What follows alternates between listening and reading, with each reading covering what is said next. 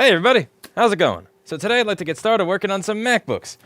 I wasted 2.5 hours today resetting up my PC because I am too stupid to have a backup of my entire OS image. I used to back up my entire OS image so that I could literally just, if anything happened, all my settings were right back where they were, and I didn't do that, so I spent the last 2 hours of my life wasting it on that shit. That is incredibly, incredibly aggravating. Like, beyond aggravating. Anyway, so what we're gonna do here is we're gonna finish working on this MacBook that I got in front of me that I had started working on earlier. And yeah. By the way, we got the nice sexy overlay back. What do you guys think of this? Look at that. Look at that. Sendyourmacbook.com right there. So let's get started on what I have in front of me. I got some work to be done around the backlight circuit here in the current sensing area.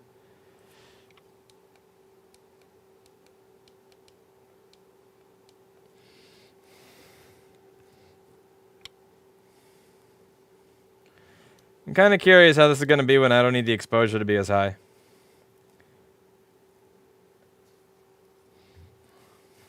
Can I put that on my mask? You know, I'm kind of curious. Can I put... I should get masks made up with sendyourmacbook.com on them. So this is going to be for backlight, and obviously this is no good. But I was measuring before... Oh, god damn it, I knew I forgot something. On the Stream Deck, I forgot to set it up so that I could turn the multimeter on and off in any scene. Grr! Ah. Alright, one sec. One more thing I gotta fucking set up. Let's see, switch profile, no. Mixer, OBS Studio.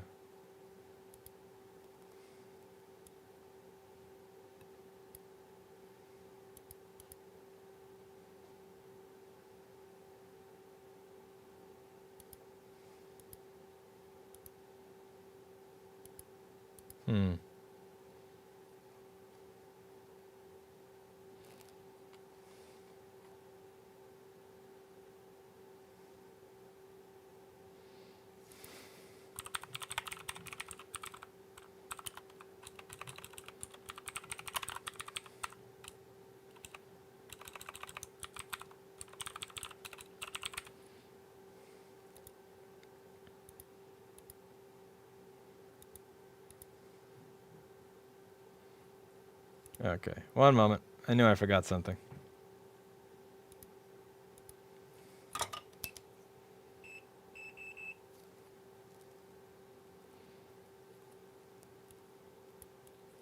Paul Daniels.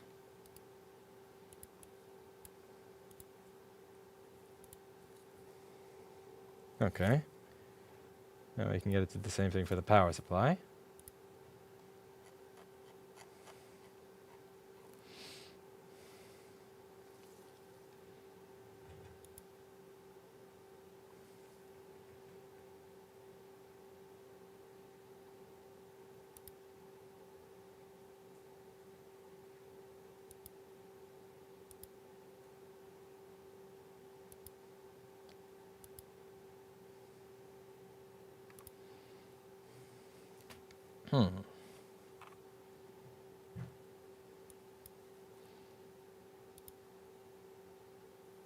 No. How do I get a shift key going in OBS? Hi, you here? Damn. OBS shortcut. System, no.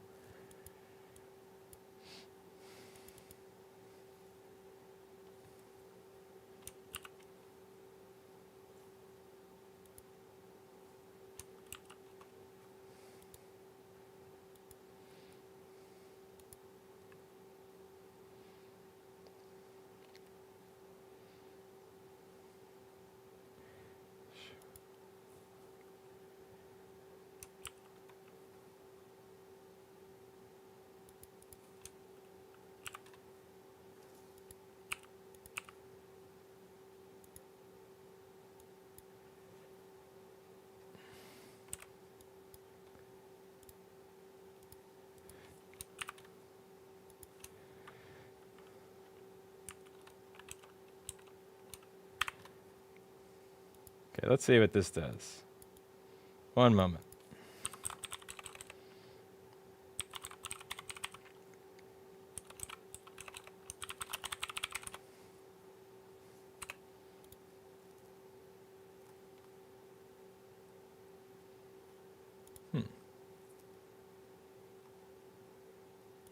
No. That don't do it.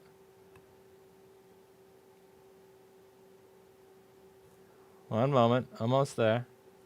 I gotta figure this stupid button rubbish out.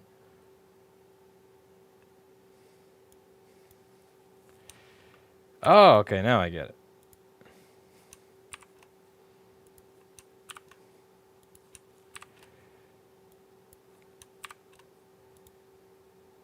Okay. Let's see if that does it.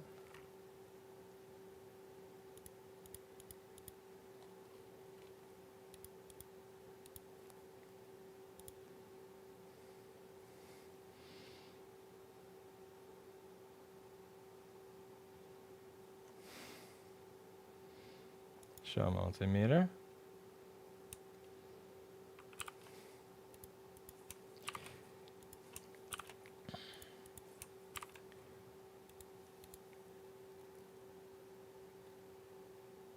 Damn it. Fuck.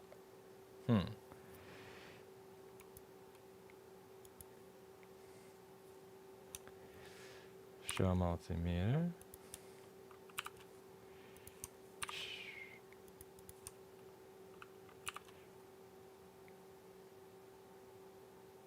I don't know what I pay. I think it's $2.79 now for gigabit files. That was a long time ago. That was an old video. Okay, let me see if this works.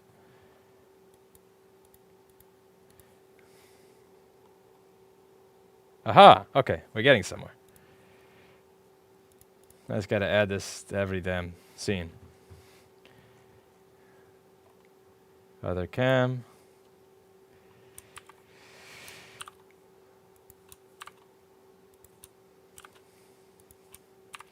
Other cam 2.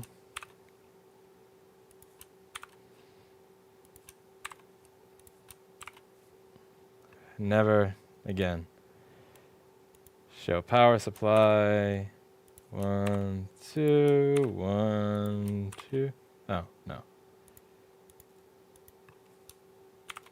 One moment, almost there.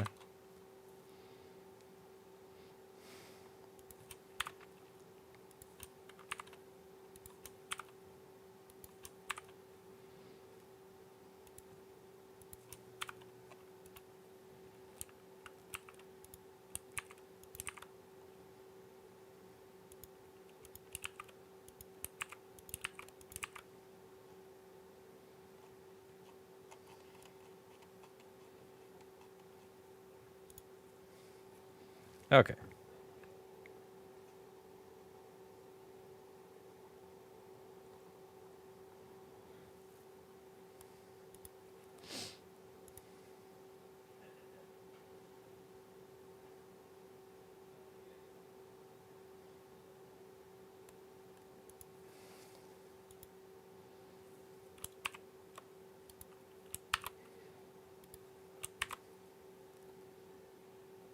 There we go. Okay. Backlight traces.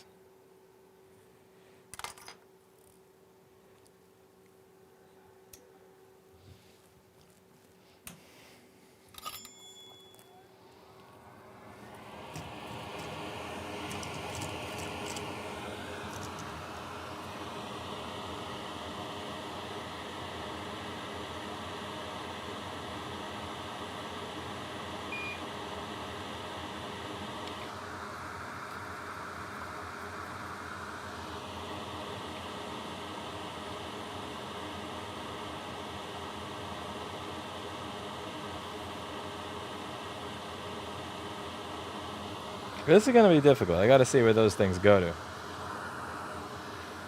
So let's open up Flex Board View. The tool created by Mr. Paul Daniels.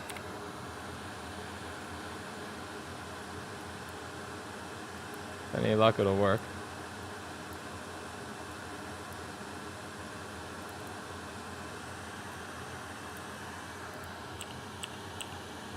I'm not going to push my luck.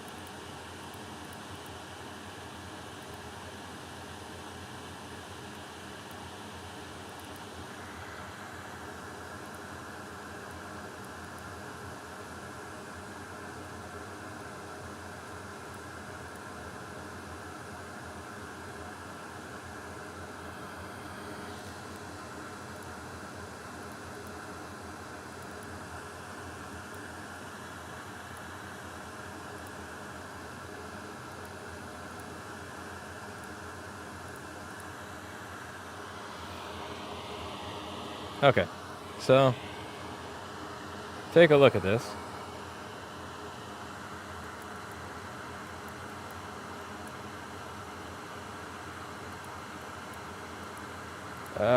The broken section goes to these probe points, but those probe points are gone. Now I've dug and all I have under there is ground.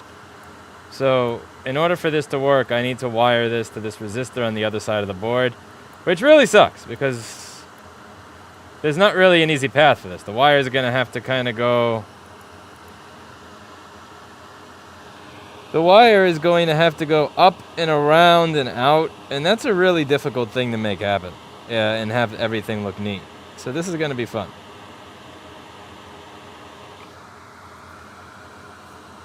But this is what is necessary to get a backlight.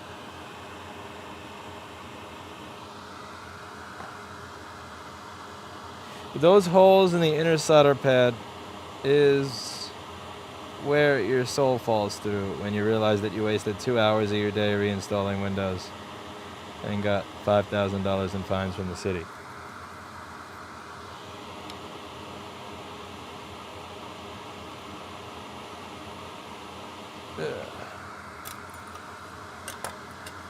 No, Blitz, I haven't taken my Quick off the desk. Again, the thing is, the Quick is not a bad station. The Atom and the Quick are they're fairly similar in most ways, as I said. There's no reason to get an Atom if you have a Quick. It's just the Atom is so much cheaper.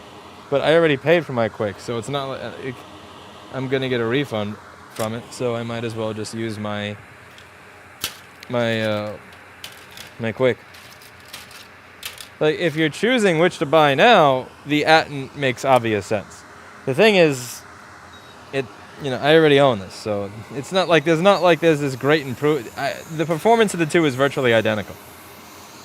So there's really no compelling reason to get one over the other. But when it comes down to price, the Quick does not...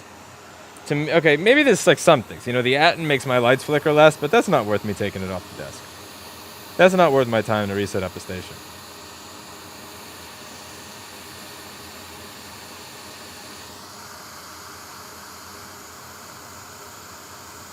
Ha! Thank you, Melon Brain Maduro.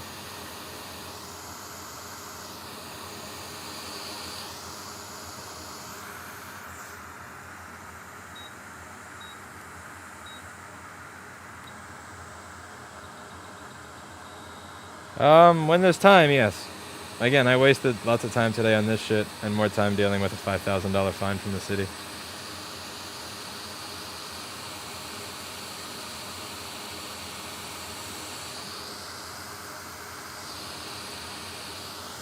So much wasted time. Today was not a happy way to start the week.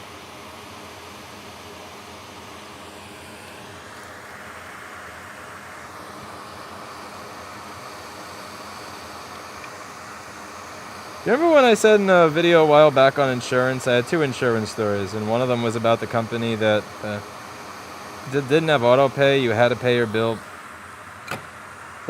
They sent you a fucking paper bill. There was no auto pay. Well, the post office decided to stop delivering a lot of my mail, so I didn't get the mail delivered that my insurance, workman's comp insurance was canceled back in 2015 or 16, around there. This is years ago. This is a long time ago. And they give you stupid ass fines for it. They wanted a fine because my insurance had lapsed. They wanted a fine of $20,000. And I said, listen, it's for 7 years. You have not been delivering my fucking mail. You refer me to an insurance courier that doesn't have auto pay. And then when my mail with that bill stops getting delivered for the thing that I cannot notice I've stopped getting, because insurance it's not electricity, it's not gas, it's not internet. It's a made-up ass thing. You want to fine me $20,000. Get the fuck out of here. So we've been going back and forth on that for a really, really, really long time. Yeah, I got a new company. That shit's all done with. So I got a new company that allows online payment. But it's that amount has been in dispute for years now, and we're reaching a settlement. But still, it's just such a kick in the fucking dick to pay the city $5,000 because all of these boomer-ass systems are in place where Like, this is an area where the mail can cost you $5,000. Where mail, and I have lots of proof on this channel of it. Like, in my video I did last year, I did a video in around August or October of last year where I showed you my mail delivery person picking up packages, grabbing them, and then saying I never did that. And then an investigation was looked into and they found all my shit. In that Reddit thread where I mentioned that, someone put a picture of a package that I shipped back in 2013 where I said on the box, USPS keeps losing my packages to this part of Connecticut. If you actually deliver this without losing it, I or my customer will personally buy you beer and lunch as a thank you for not losing it. Like, there's a long history of me in the post office with shit like that.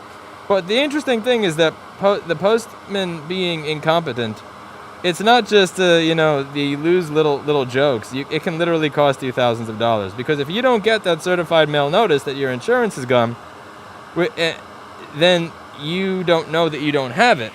Because you can't notice you don't have it. It's not like internet or lights getting shut off. Then you wind up with a bill for $20,000. But this is part of how New York City pays for all of its shit. I get it. It is what it is. And then the New York City businesses, what they do is they make up for the fact that New York City fucks them over by then fucking you, which is why when you go to New York City, everything's so expensive. Like, whether it's the housing is expensive or the anything is expensive, it's not like, the business is getting fucked over just evaporates. Like, it gets passed on to everybody else. That's why everything in New York City is a disgusting, overpriced shit mess. But it is what it is.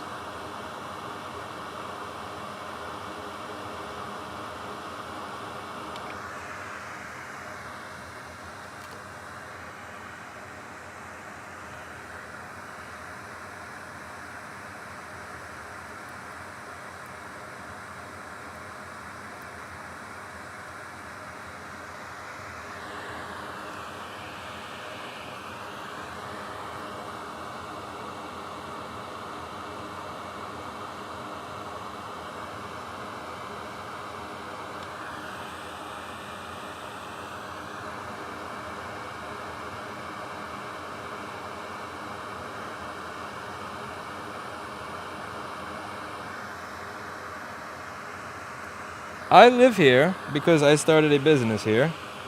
I started a business here because I grew up here, and I didn't have any money to actually go anywhere else to restart my life. Because you essentially, you need to be willing to restart your life from scratch if you move. And in order to restart your life from scratch, you need to have a job. If you don't have a job, the whole restarting your life from scratch is unlikely to go very well. And I slowly built up a business over time. And as I slowly built up that business over time, I got more and more customers, more and more money. And then I was finally able to, live in a place that wasn't infested with termites here and all that good stuff. But I had a business that was mostly based on here. So if I move somewhere else, my income would be zero. Even if the cost of living is lower, if your income is zero, your standard of living is going to be fairly low. Now, at this point, I make enough that I could move, but the amount of money that I make is still in New York. Good luck for the next few boards that you successfully fix. Thank you, Mario. So I have, what was I saying?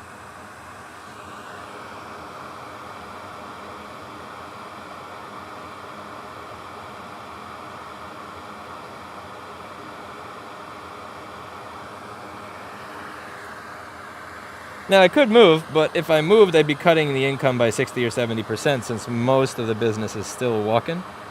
It's kind of crazy. I was actually checking the stats yesterday in QuickBooks because what I was hoping that it would show that a majority of the business was mail-in. So then at least I'd have an excuse to get out of here. Believe it or not, a majority of the business is still walking in spite of Corona, which I thought was absolutely crazy. It's one of those things where having data is really important because it felt like there was no one walking in. In reality, there was just less walking in than usual, so I thought there was less business when in fact still most of the business is indeed walk-in business.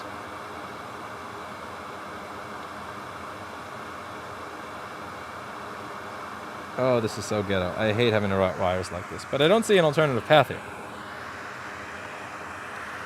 Also, now that I learned that I have HDR, Ha-ha!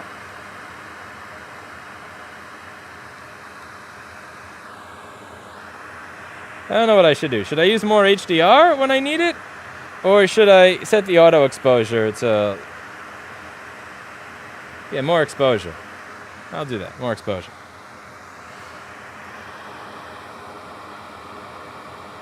If you're out of town and you Google me, even if you are from like if you're from Kansas, something tells me you're mailing it. You're not walking in the door. So if you're from out of town and you Google me and you walk in, I still count that as walk-in business because you walk to the store versus mailing it to the store. It seems like the U.S. is reacting really lax compared to Europe corona measures.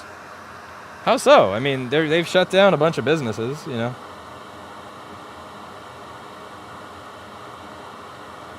People are getting arrested for trying to open a hair salon.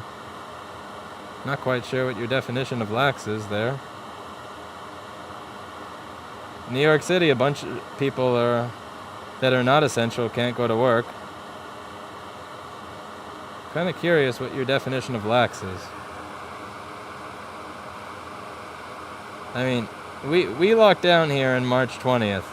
It is May 11th. The lockdown is continuing, so I don't know what the hell you would consider.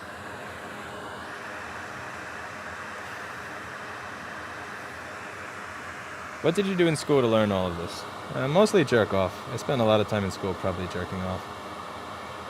I also had this Cohen A2 MP3 player that could also play videos, so a lot of the times I would watch 24 in class. I like watching 24 in class. Sometimes Prison Break as well. You know, I like my Prison Break, but 24 was always better. Every now and then I watch this show called The OC as well. Don't tell anybody.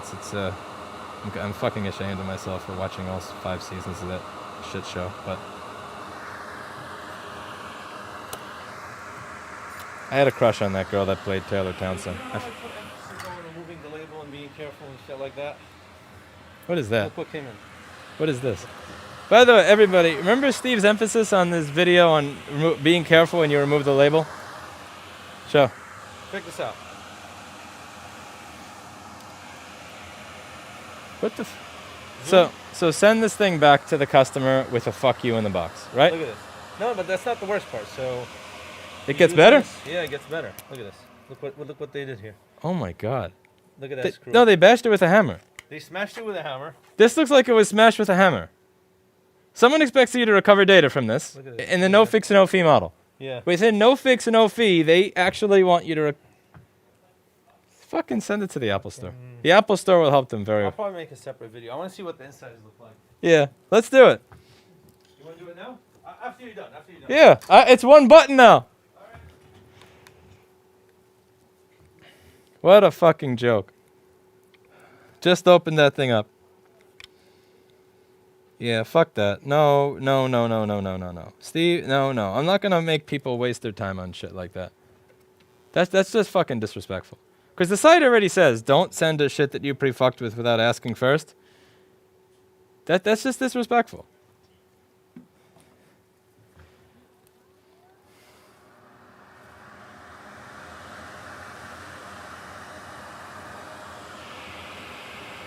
And you know what? Even though this turns on, I don't feel like leaving this TPS 50980 as it is. It's kind of burned looking.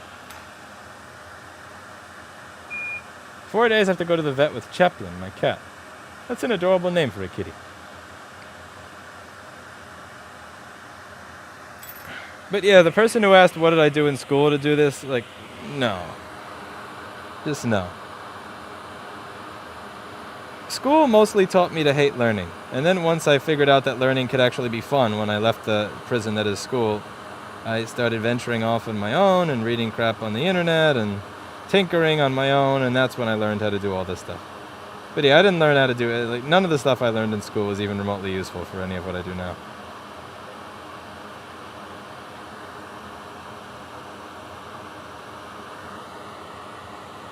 I'm not saying that you shouldn't have experience before doing this. I'm saying, work on stuff that belongs to you. Buy stuff to mess with or find recycled stuff to mess with. And then start offering it to people. So I'm not saying don't be educated. Just saying, educate yourself. Yeah. And there's a lot of resources online, like this channel, for instance. But there's also a lot of channels that explain stuff, like, what is it? Electrofogy, Afrotech mods, all sorts of stuff where you can learn the basic concept with a lot of electronics. Like, what does a transistor do? What does this do? What does a buck converter do?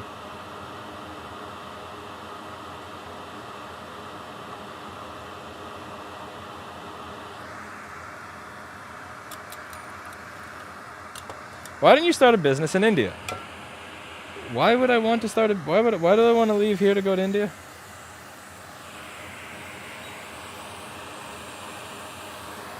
I don't know. I don't want to live in India?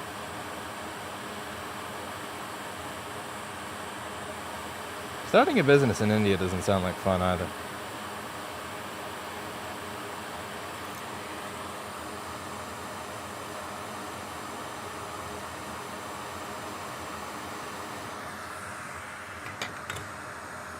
I'd like Lewis to read my first message. I don't know American ISPs, but they all look really expensive. Huh? I answered that question, actually. I answered it the first time you posted it, and I'll answer it again. I pay about 200 something bucks for gigabit Fios. That was an old ISP. Yes, it is that expensive, but I also have the capability to make a lot more money here than I make in Italy, so it kind of winds up being still in my favor here. My grandma came here from, I forget how to pronounce it, San Benedetto del Pellis, P-E-R-I-L-L-I. I'm a shit Italian for the fact that I can't even pronounce the name that my fucking town that my mom came from.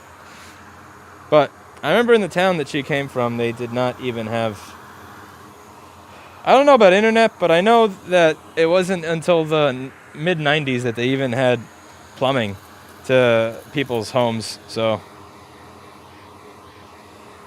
I'll take Brooklyn.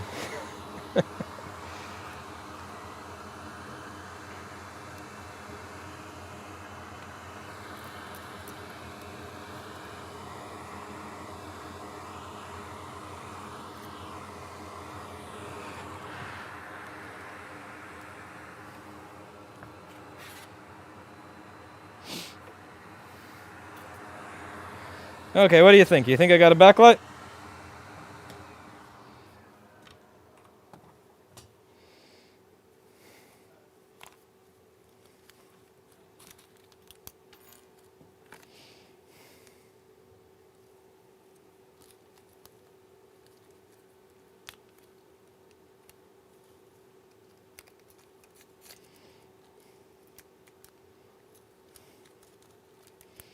My grandma got rid of a sheep and some chickens to come here. She was considered rich, apparently. Apparently, my grandma's family was rich. And they gave up, and they had to pay all of their shit to be able to come here. I thought that was funny. The way my grandma used to describe it, or people in my family, she was rich. She had, this many chickens and a sheep, and it's like, really? But apparently my grandma came here with nothing because they spent all of their money, every last dime on the ship and everything to get over here. All right, I'm not going to try to route that wire. That's a waste of time. Here, let's just see if this thing works.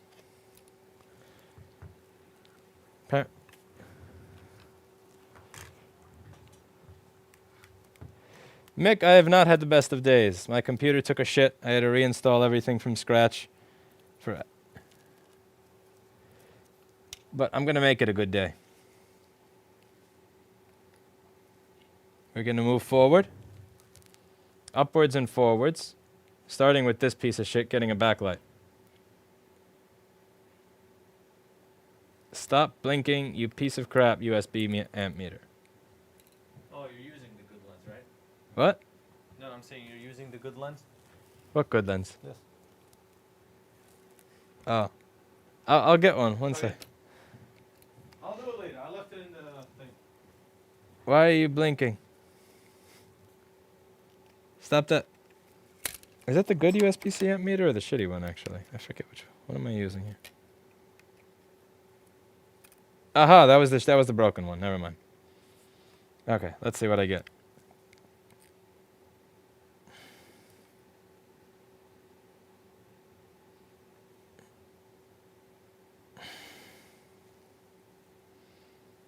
Okay, backlight.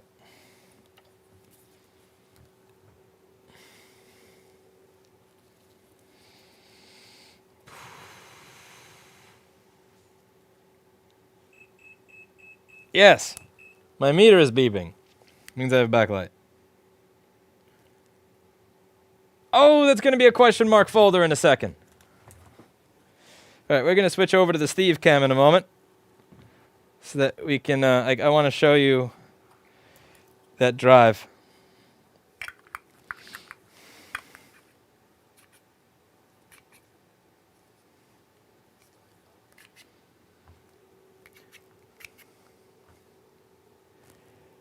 Oh, look at that sweet, sweet question mark, baby. Yep, backlight.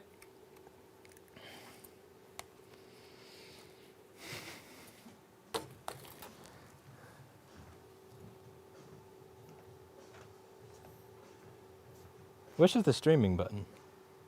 I don't know. I had to reinstall everything. It took me hours. I used to have them nice logos on them. And it took 2.5 hours to reinstall every little thing. Are you still streaming? Yeah. I'm gonna switch over to his thing. Oh, What's it? a fan sent this. Oh, what, a picture? That. Oh, it can't. What is this? It's an adapter to replace the crappy tube. I don't have a crappy tube though. You have a crappy tube. Yeah. And Camille and. The problem with it is it's a 1x. Oh, what does that mean? The cameras need a 0.35x. Oh. It's a good idea and all. It's a nice I wonder if my thought. replacement lenses showed up. That is nice. I gotta say thank you to him later. Yeah, it's definitely a nice thought and everything, but it's just the wrong magnification. It doesn't work. I got another one of these for Steve. Oh, yeah? Because the lens that comes with that camera is such a useless piece of shit. Mm. I got everything set up. That really is white. Or, I mean, white yellow. I like it. It's brighter. But now that I know that the camera has HDR, that makes the whole thing kind of pointless. Definitely gonna have to get extra light bulbs for this.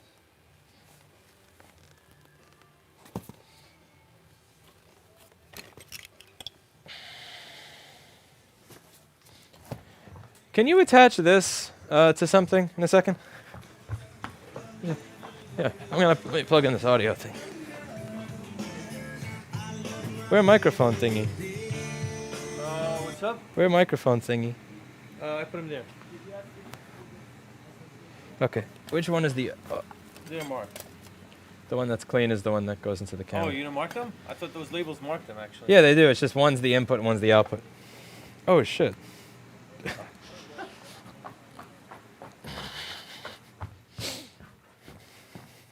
fiber optic is cool. I love that thing. That's really neat.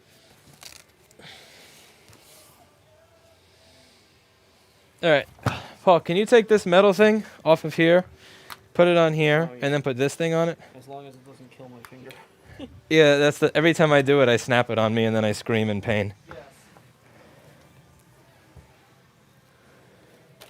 Those were designed by a sadist. Yeah, whoever at Sennheiser made that shit is an asshole.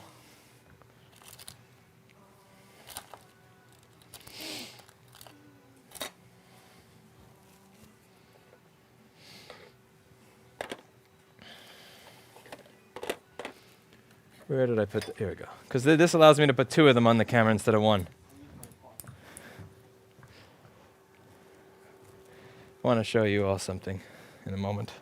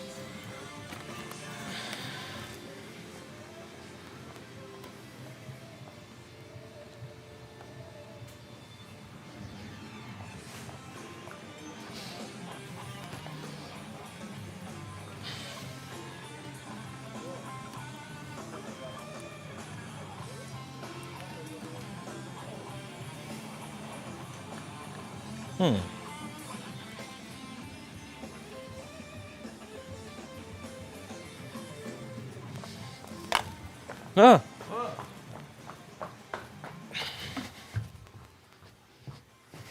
BRB.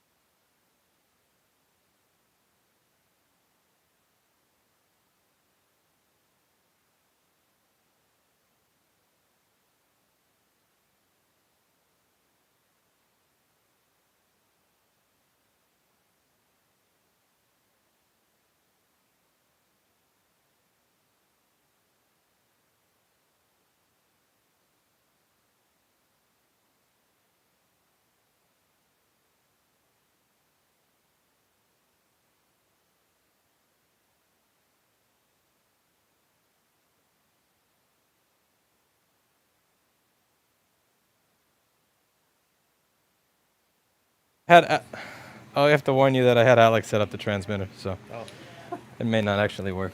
Here, let's see, plug in. We'll do a couple tests. Oh, yeah. I should have. What are the chances that this works?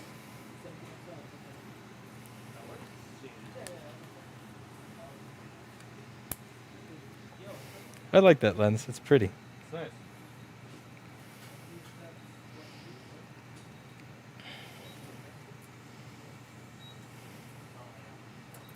He even named it for you. Look. Wait, don't take it apart yet. All right.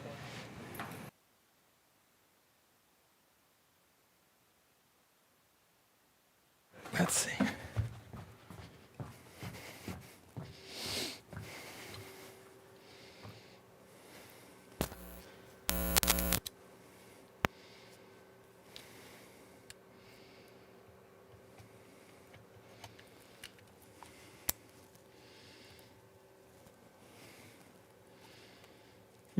Let's see. That is set to low. F out 0 dB. All right.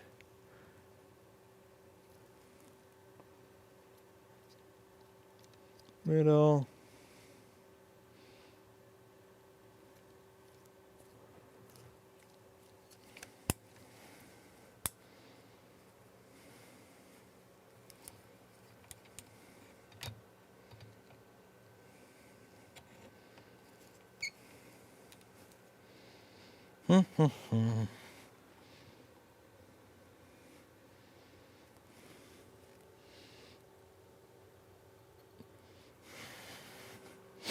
Ah.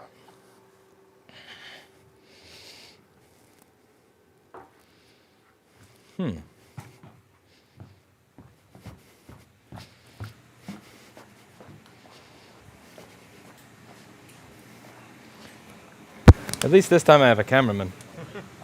Yeah. Okay. Gee. This cable is so heavy. Why is this? Who switched? Did I use yours last time? Yeah. I did, right? Okay. Because this one is lefty. I don't want lefty. I want righty. You want to share my bodily fluids on my microphone? No, that's fine. How much can you bend these before it actually just craps out? I've been bending that one for years. Really? Yeah, but you could see it's starting to crap out on one side. So to set it, that's why I'm like. it's mainly that. Remember what's the green shit? Yeah. Okay, fuck it. I'm not gonna bother.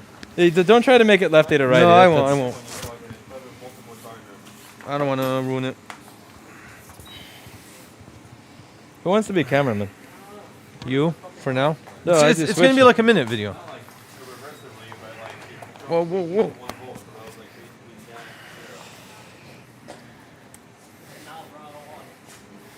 Ooh, camera.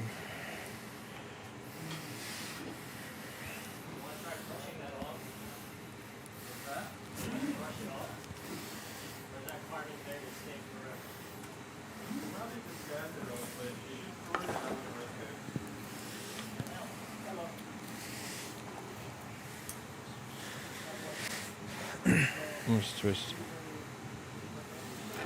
Whoa. I need a real tie. Yeah. Paul, do you have an actual real cable tie?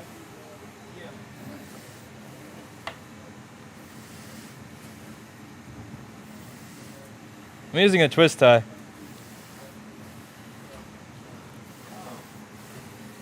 Twist tie gets wrecked with multiple KTs. So I want to have. Nice long drip loop, but not long enough so somebody kicks it and snags it. Yeah. Well, no, that's good actually. Yeah. What's the opposite of flush cutters? I need to cut this. No. Hey, Paul, Flush- you're cameraman. Flush cutters. I'm controlman. It's a quick video. Can you be cameraman? Wow, this Flush is of so. the cut. Let's see. He's gonna cut it where you have a pointy ass edge on there. Perfect. Ah. All right, ready? Let me see. Well, Yeah. just test everything. Paul, the cameraman. All right. Does that work? I do video. Oh my god, this thing does not pan or tilt. I know it sucks. Is this? Is it too zoomed in? Actually, can you sit there? Let me see. They can hear you. Yeah, that's perfect. Nice. They can what? They can hear you. Oh, okay, cool. Don't say anything terrible. All right. I mean, unless it's about the drive, of course. Yeah. I was gonna tell Orhan something. Actually, you caught me at the right time.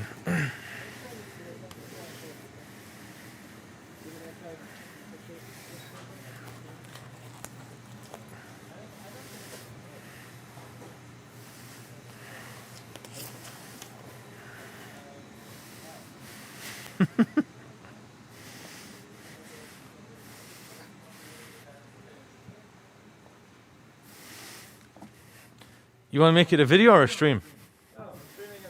Oh, okay, cool. Okay. Test.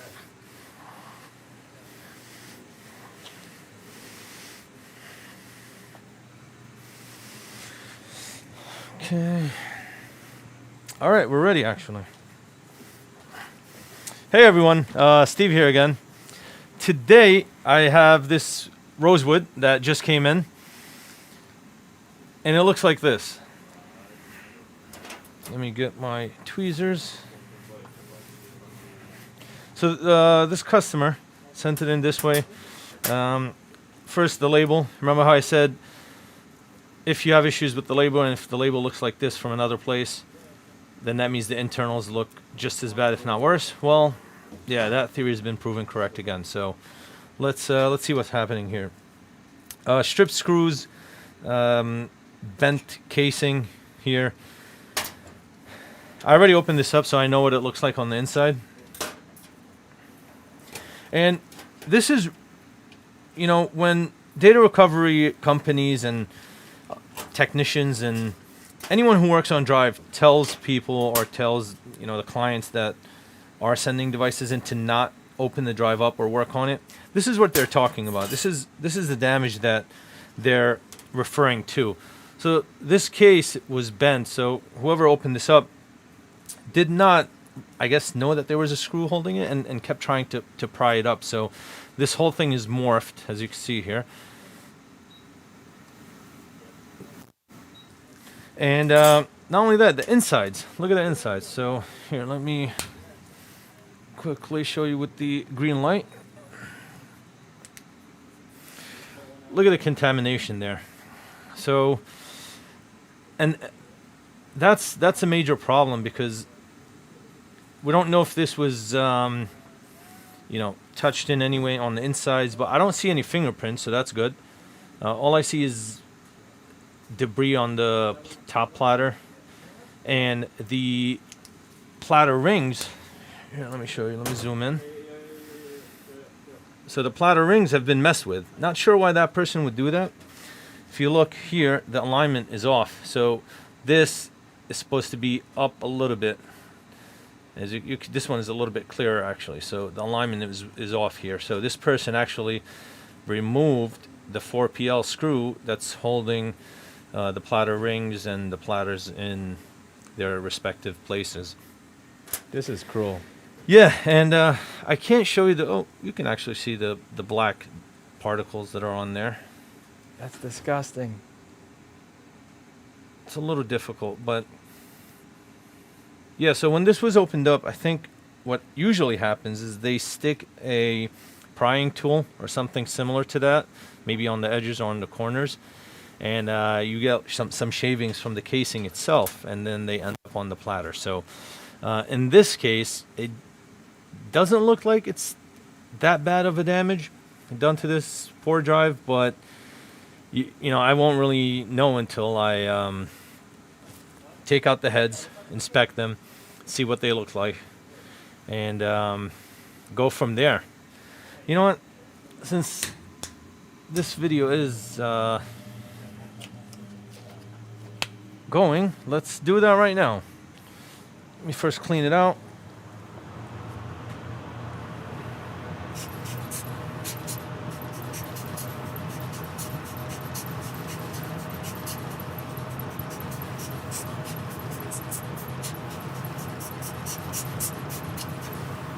Then you want to hold it this way so that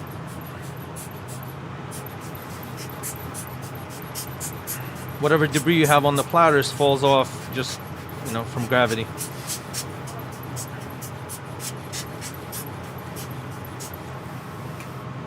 All right, I suppose we could check it out. Platters look relatively clean right now, but I want to find out what this person did with the rings here. So let's get a 4PL. Well, first we have to unstick the heads. So let's get the headstock assembly screw.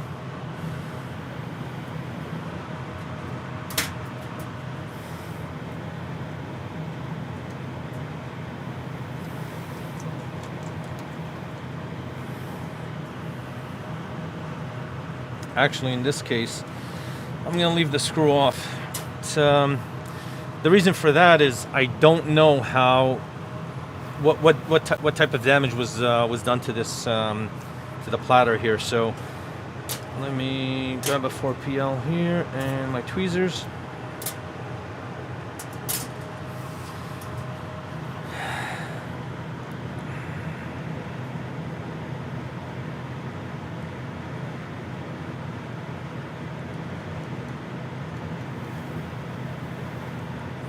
Trying to see if this was loosened up in any way. All right, so the general motion is, well, autofocus is kicking in, but the general motion is you put a 4PL here, twist counterclockwise, and at the same time you put the headstock assembly back on the ramp. So yeah, I'm just gonna quickly do that. Okay, that's all done now. Then I want to check if the platters can move freely. And it's hard to tell, right? It's a little bit difficult to tell if this thing can move freely or not. So the easiest thing to do is to compare it with an open hard drive that I have, which is convenient. So let's open this guy up.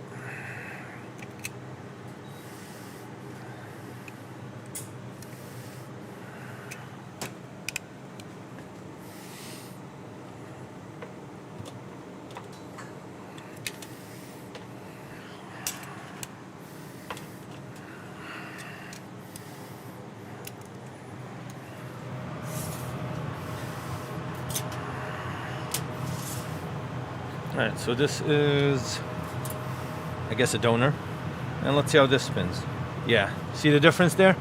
So definitely something was done to the ring for the platters. Not sure what, maybe it's just misaligned or something like that. I'm gonna try to align it and see what's going on there, but yeah, that's basically it. So I don't really have time for that right now, so I'm probably gonna make another video of how to remove the platters and how to do it properly. But yeah, the difference is night and day actually. See? So yeah, this is a donor, and this is, I mean, that was the patient, sorry, and then this is the donor. So you see in terms of how it spins, night and day difference. Yeah, this was originally intended to be a quick video of what not to do to your drives. Please don't do this. It's not going to help you in terms of price. It's not going to help you in terms of anything. If data is important, you do not want to mess with it. You do not want to cause any more damage than that's already been done. Label came in like this.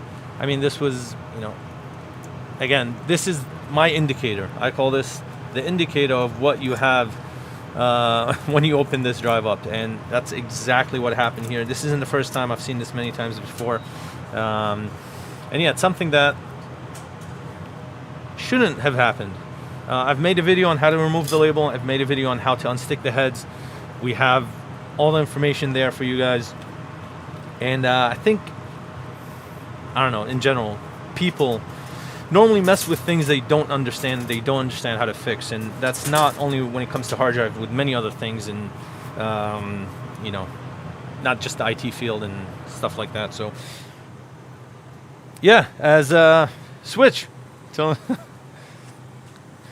yeah, so I hope you guys learned something, and this is a prime example of why data recovery technicians hate working on drives that have been opened up.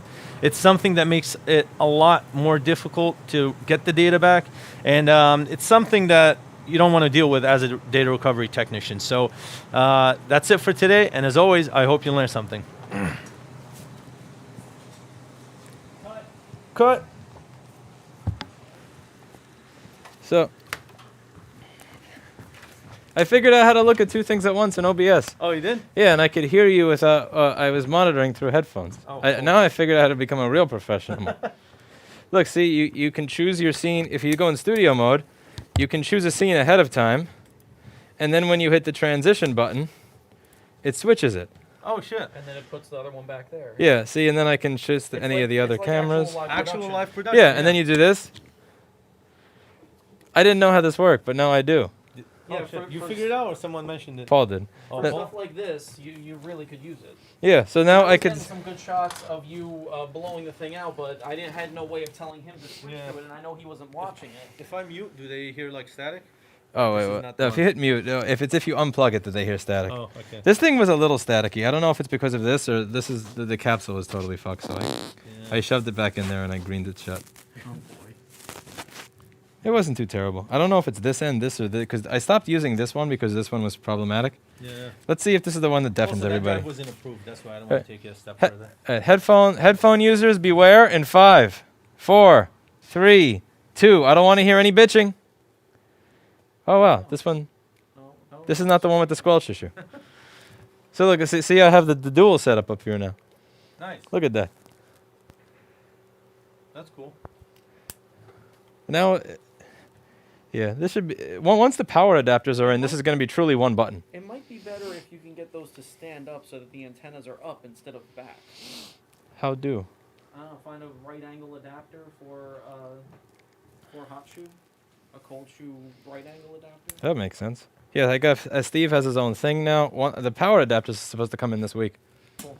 I'm excited because then I won't have to load batteries in and unplug them. It'll literally just be plug and play.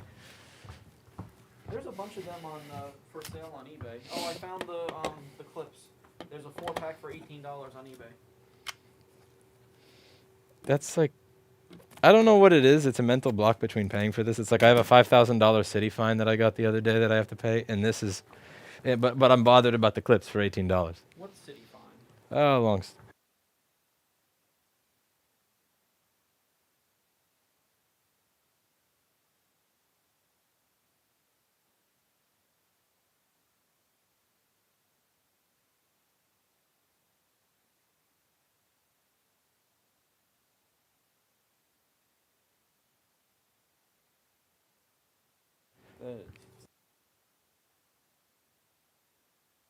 Maybe he 3D printed the amplifier.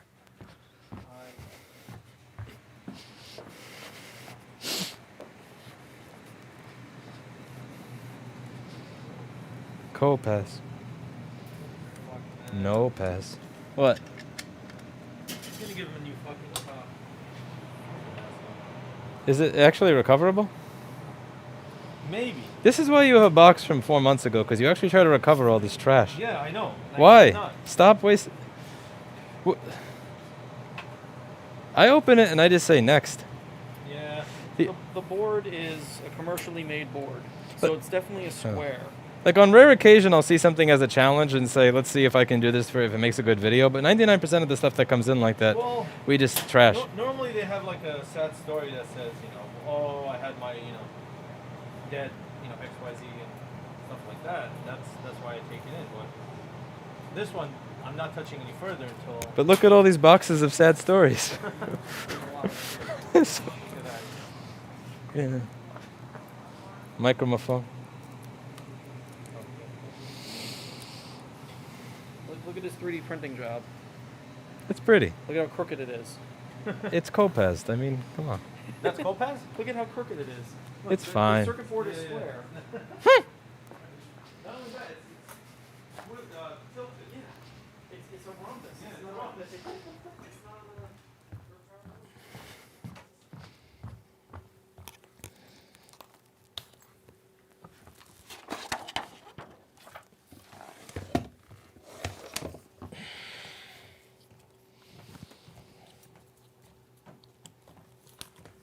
Kitten. That? Berry. Clinton.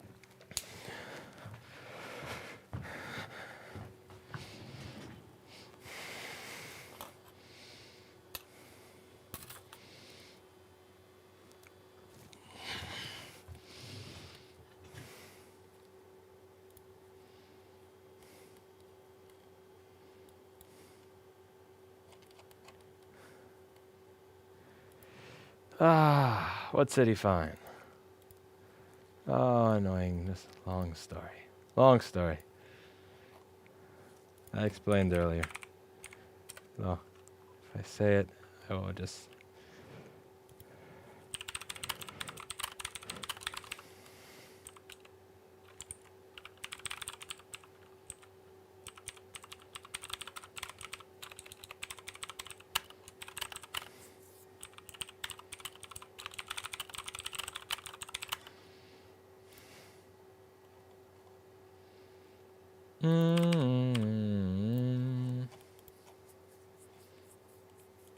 Hey, wait a second. Steve has my lens.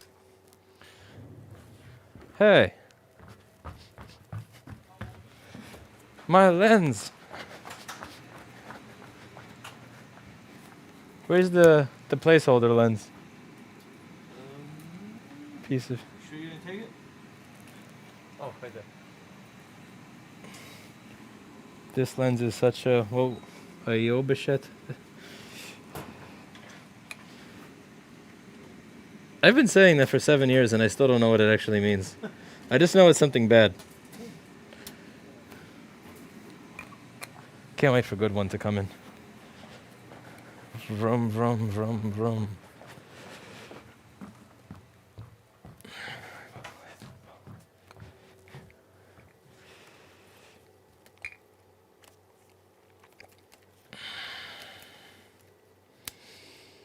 Okay, next.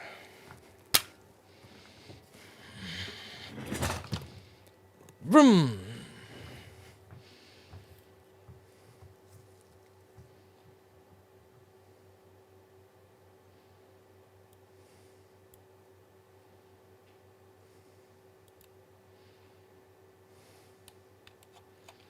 What will they do if they don't pay the fine? If you don't pay the fine, what happens is that de Blasio goes to the gym, and then he runs and does his lifting, and then he bottles his sweat, and then he brings it to your business and wipes it all over the counter. Thank you, Andre. I hear that's what happens. I'm not 100% sure. Maybe something different that happens, but that's what I hear happens. But, yeah. you should double check. Be skeptical.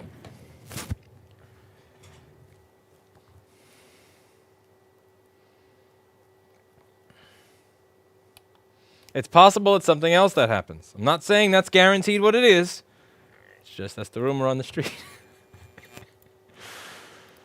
Oh, man. Okay, I gotta get to the next board.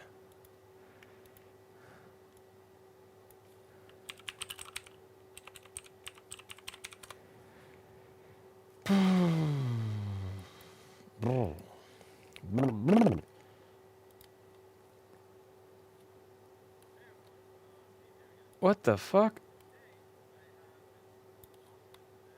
Oh shit.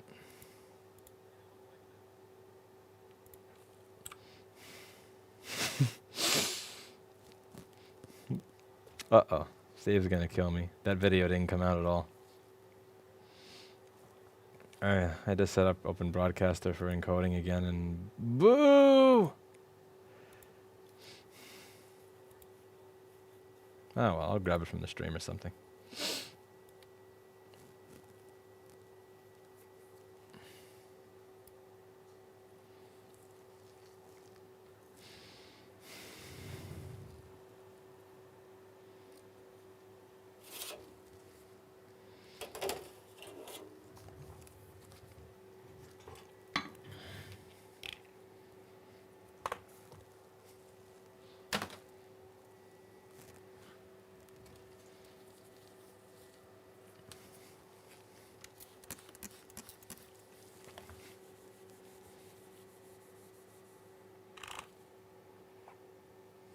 Hmm.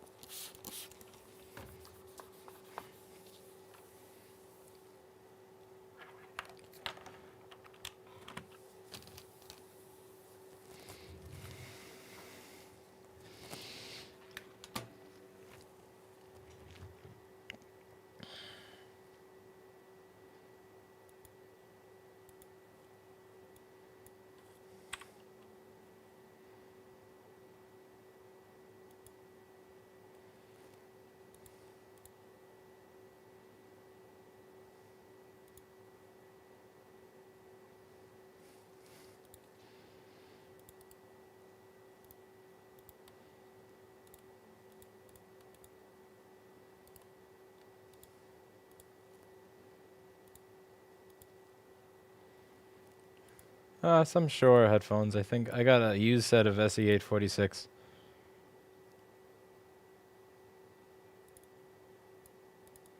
Me like used. Me cheap. Okay, what did I do here that made this not work?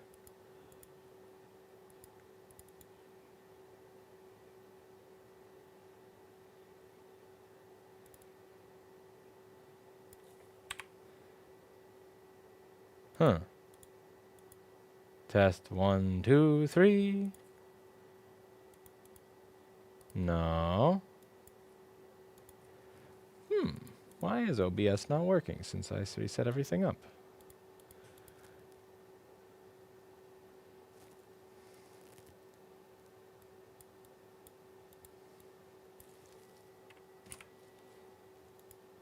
Hmm.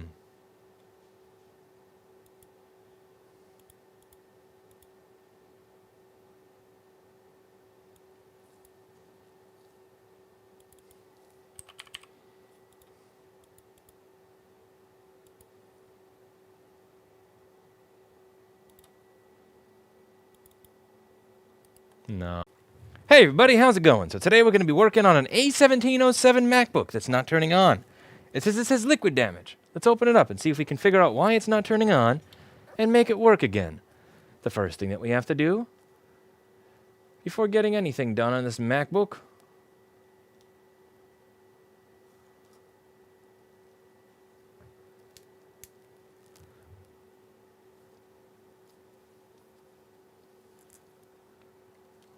figure out why my overhead camera decided to shit itself. Man, today is not my day. None of my stuff appears to be working the way it's supposed to. None of my stuff appears to be working the way it's supposed to at all.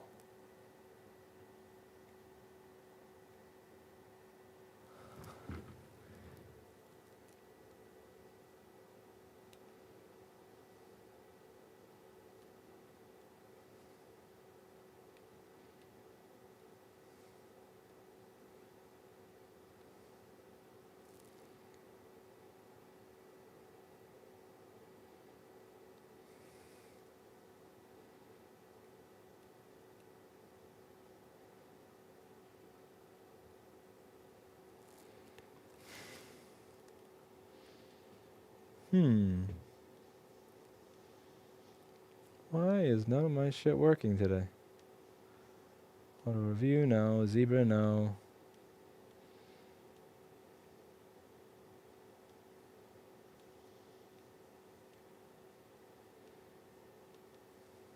One moment. Today is not my day.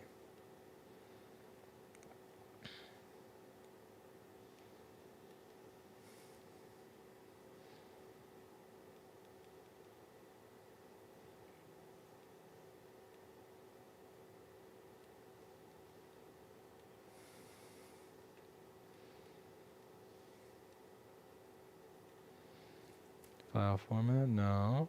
Focus it.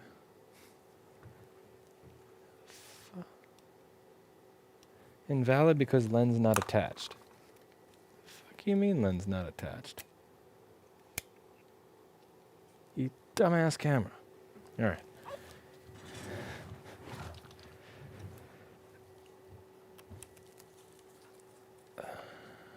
Dude, your stream died. Yes, it did. I got my lose.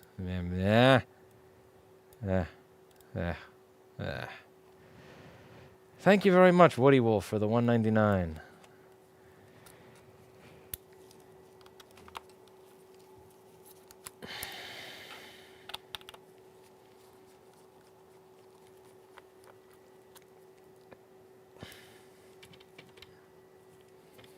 JP, now that I have a proper haircut, I can model.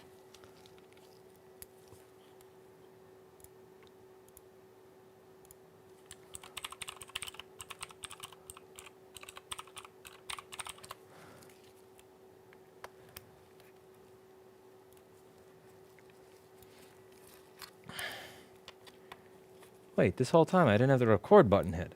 Oh, son of a bitch. You know what? We redo that. One moment. Hey, everybody. How's it going? So today we're going to be started working on an A1707 that has liquid damage. Before we get started working on that A1707, you may have noticed that my hair doesn't look like a total mess anymore. I had my hair done. I went to a hairstylist. How about that? No, I had my hair done at home. That was Erica did that job, not an actual hairstylist. What do you take me for? The mayor of Chicago? Anyway, let's get started. Let's open this thing up and see if we can figure out why it doesn't work anymore.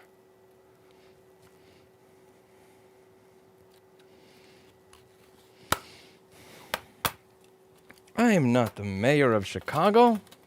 Must be.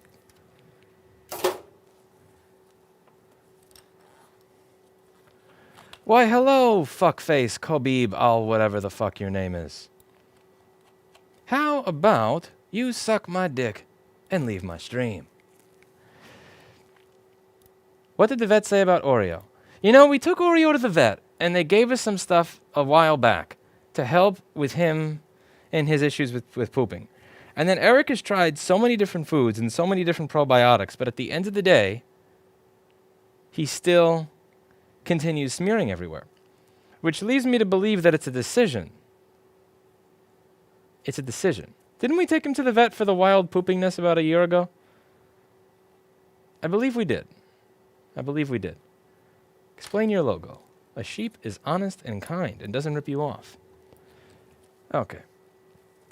So you can see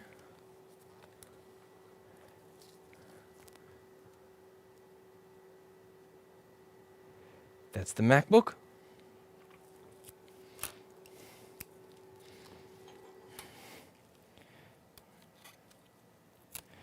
We're going to do with this MacBook what we do with every MacBook.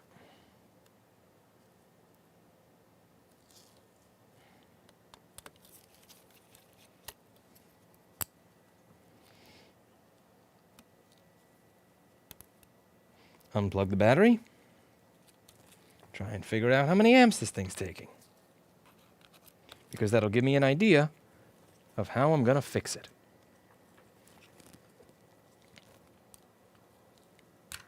Think of checking how much amperage the board is taking as kind of like checking someone's blood pressure.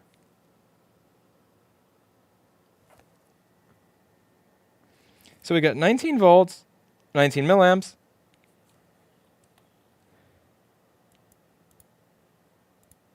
We've got the occasional jump to an amp. I see the occasional jump to an amp, but it doesn't actually do anything. Let's see if it gives me a low battery icon on the screen. It does. Which means this needs general estimate for what's going on with it. So let's take a look.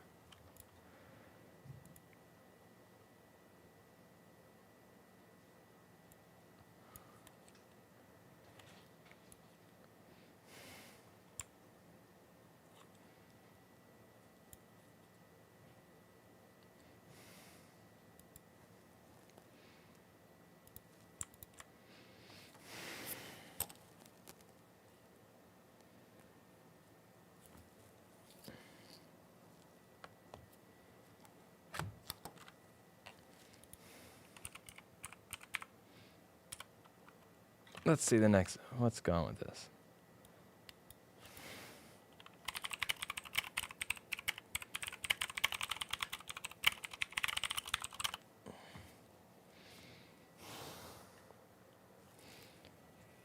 There may be some minor corrosion in the touch bar area, and the power button as usual. Let's just see if that's the case here.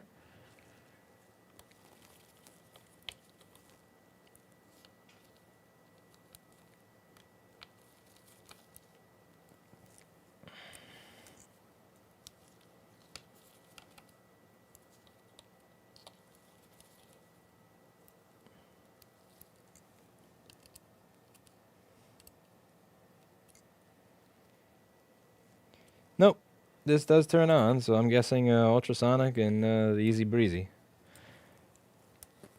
That's pretty much that's it.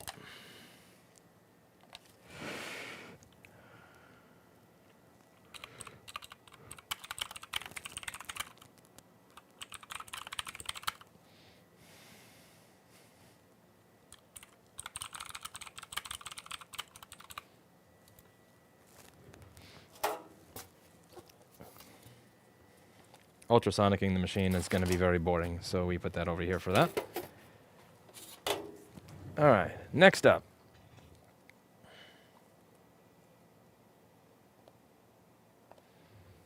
Hey everybody, how's it going? Today we're going to get started working on yet another dead MacBook. Here we have an A1706 that has no power. Let's open this thing up and see if we can figure out what's wrong with it. You may notice. Good evening. I hope you de-corona'd that PC. I indeed did de-corona that PC. You may have noticed that I have a haircut. Yes, I do. You can thank Erica for that. She helped me the other day and gave me a haircut so that I'd look less ridiculous. What? You didn't think I went out and went to a hairstylist or something, did you? I'm sorry, do you take me for the mayor of Chicago? That must be in the beginning of one of these edited videos.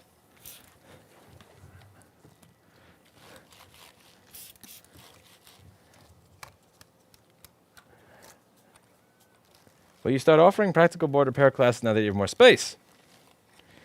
I don't know.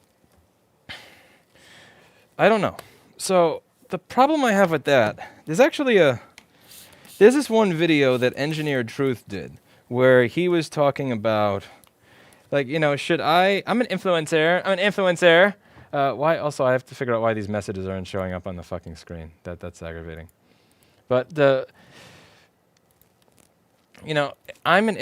I get the Lambo and the nice condo to build my personal brand? And then the guy answers him and says, if you want to do that because you know that people are going to just give you money willy-nilly, do it, but I think it's a piece of shit life because they want to be like you. And one of the things that I noticed when I was teaching, I thought I would be teaching people that started where I did, that wanted to learn a little bit about board repair, but as time went on, what it turned into was people like paying money to show up just to meet me, which was really weird, and I thought not particularly the best use of their funds. So I don't know if I'm going to be reopening that. And the reason I say that is because when people would show up, even when the website said I would not be the one teaching it, if they showed up and someone else was teaching it, you could sense clear and obvious disappointment. Even if the person did their job, even if they did an excellent job teaching all the stuff that we advertise, we help walk them through their own boards and so on and so forth. So I don't know how I feel about that. I don't know.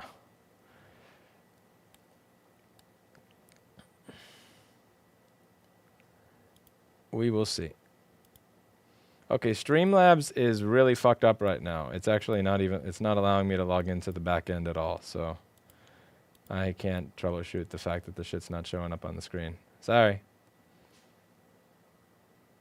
I may eventually start reoffering it. It's just we have to... 1 second. Let me... Fine. Damn you, OBS. Hey everybody, how's it going? So today we're going to get started on A1706 that's not powering on. Let's open this thing up and see if we can figure out what's wrong with it and make it work again. Yes, I have a new haircut. Everybody, say thank you to Erica in the chat for helping me look like a civilized man.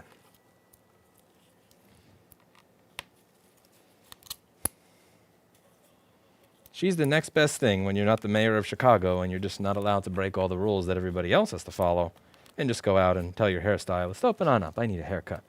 But honestly, it isn't even that bad. Mayor of Chicago should have had Erica cut her hair. I think she did a fine job. Not bad. And then this is Erica's job after I rode my bike to work. So this is helmet hair right now. What you're looking at is helmet hair. The cops are outside. They're going to fine you since they think you got a professional haircut. You know what? I will spend a night in the county jail if the mayor of Chicago's got to spend it there with me. How about that? That a deal?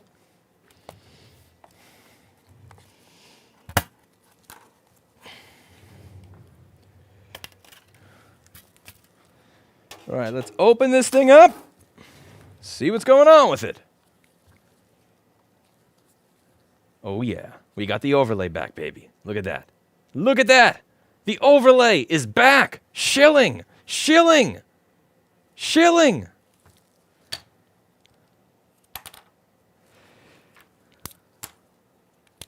Sendyourmacbook.com.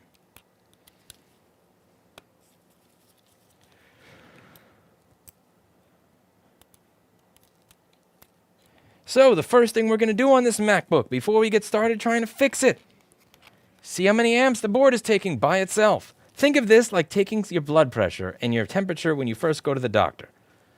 I want to know, without the battery, how much is the board taking? Only the board, nothing but the board. 5 volts, 20 milliamps. What 5 volts, 20 milliamps means is that we're stuck at 5 volts. the USB-C port controller is not telling the charger, hey, I'm a MacBook. I don't want that 5 volts. You give that 5 volts to a cell phone or a GoPro. I'm a MacBook. I want 20 volts. But I'm too much of a sissy to ask for it because I'm bad at advocating for myself because the people that engineered me didn't put any liquid proofing in me. So I guess I can't really ask for it. But that's what it's like to be a MacBook. Being a MacBook means never being able to advocate for yourself because you're constantly liquid damaged.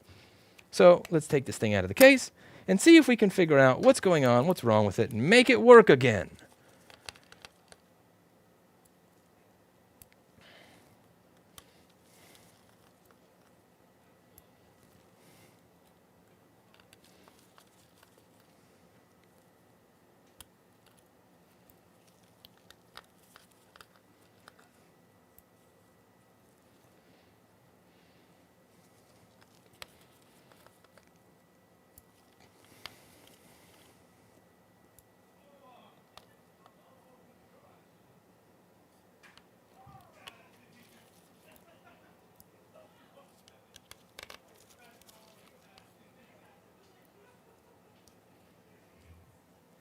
What the hell is going on out there?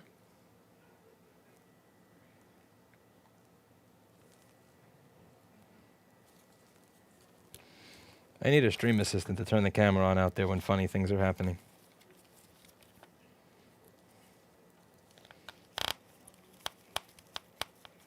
Unfortunately, my stream assistant is staying home during coronavirus. He is immunodeficient from eating too much McDonald's.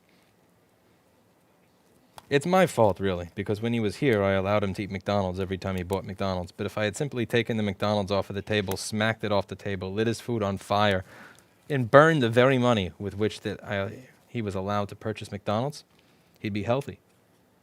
His immune system would be able to handle the rigors of COVID-19.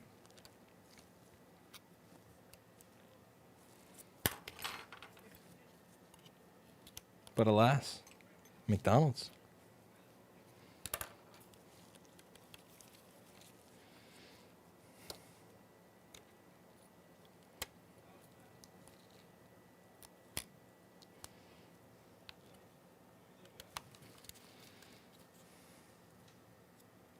How do you feel the minions are responding to Nerf darts? Is it time to upgrade to BB's pellets?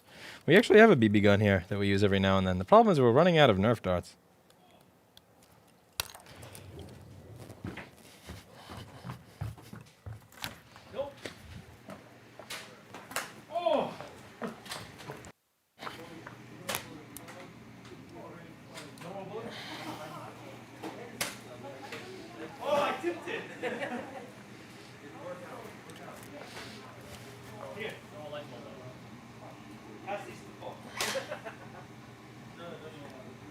Hands up, coach.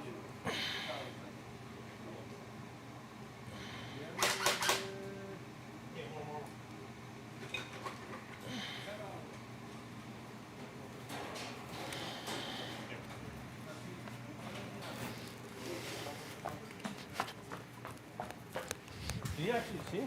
I don't know. Need cameraman. Who's cameraman? Be cameraman. David, you're cameraman.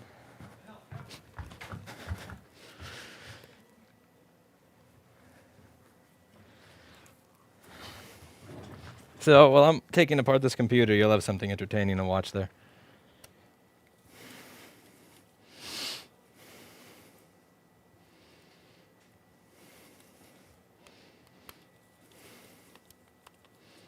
Quality work right here.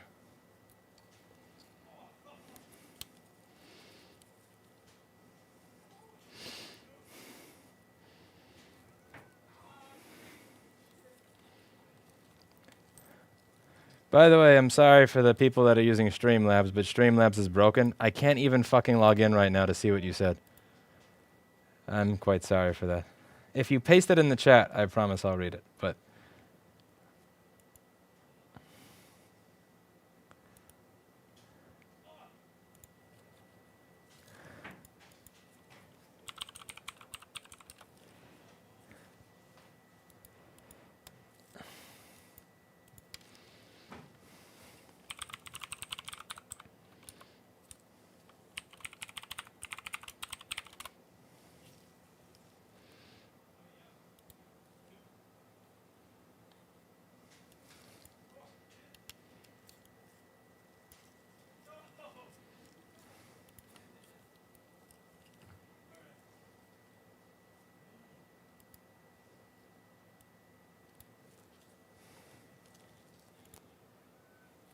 Hmm.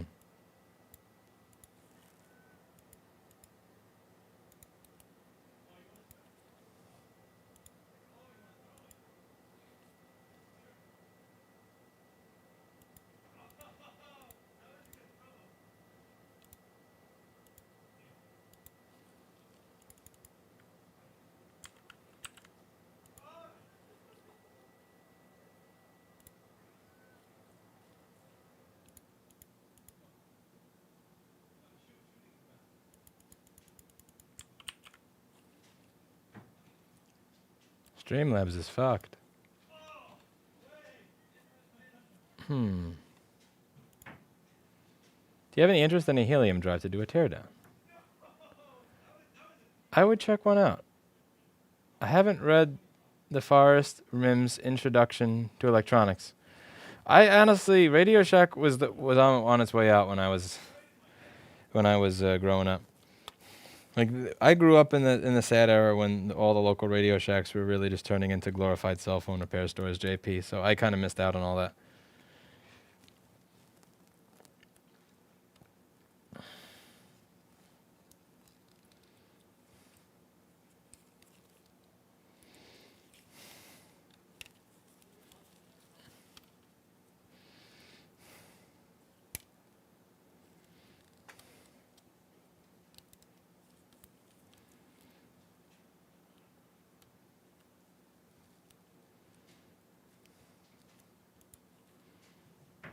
Hmm.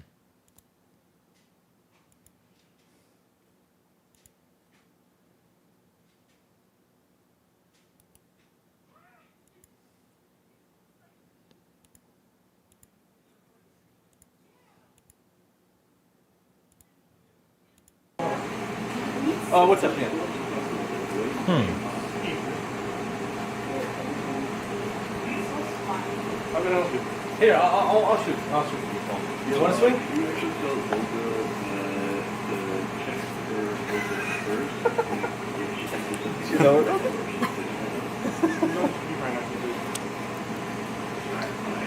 No, she's here. She's here. Olga. Yeah. Kevin said, can you check your first status? Olga has you first. Yeah. Olga, password? I know. Cool. We got. I even have mic out there now. It's the mic built into the camera, but still.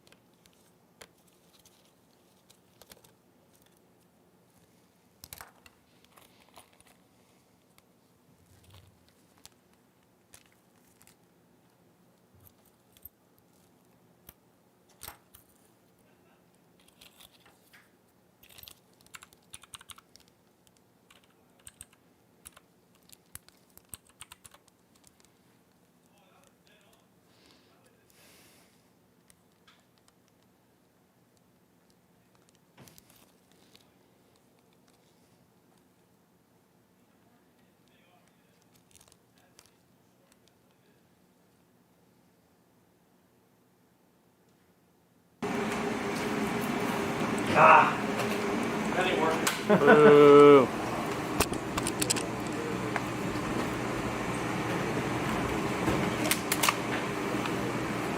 Oh, I have a couple more. All right, go for it. Here, I have some. First person, man. FPS. Stop moving. Stop moving. no, You're no. moving. How am I moving? You're moving. You have to stay still with me. There you go. You're pointing right at me. I'm not. I'm to the side. There you go. Oh, that was a dead strike.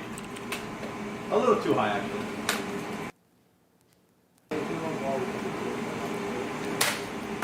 Oh, right in that box. Yeah, foul? No more. You want to swing? So far I hit 2. All right, Paul, hold it out.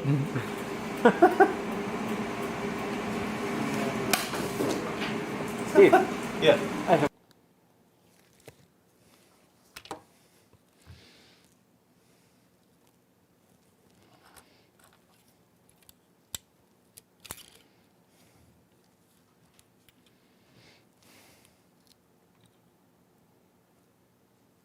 All right, so let's try and figure out why this is not turning on. So this is the MacBook.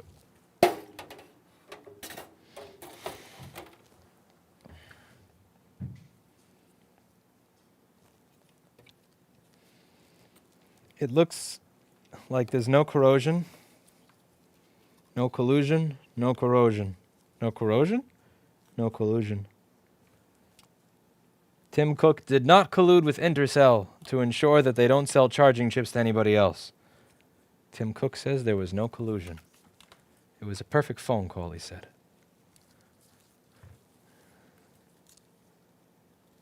Well, one of the first things that I usually check on this board is to see if pp3v3 underscore g3 hot is present, because pp3v3 underscore g3 hot is required for this board to turn on the USB-C chips.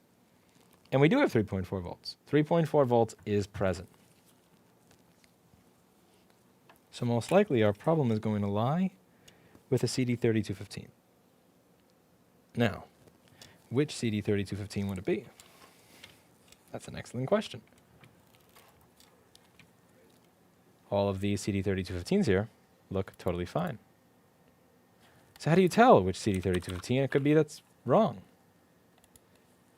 Or that has a problem? You don't.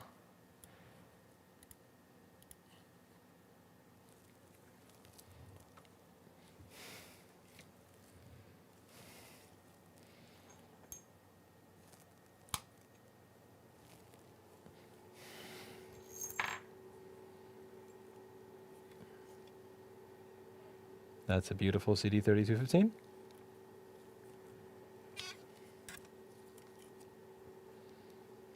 That's a fine CD3215. That's a happy SMC chip.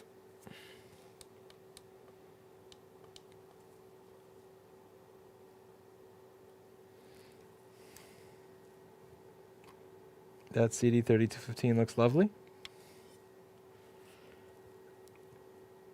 That CD3215 looks just fine.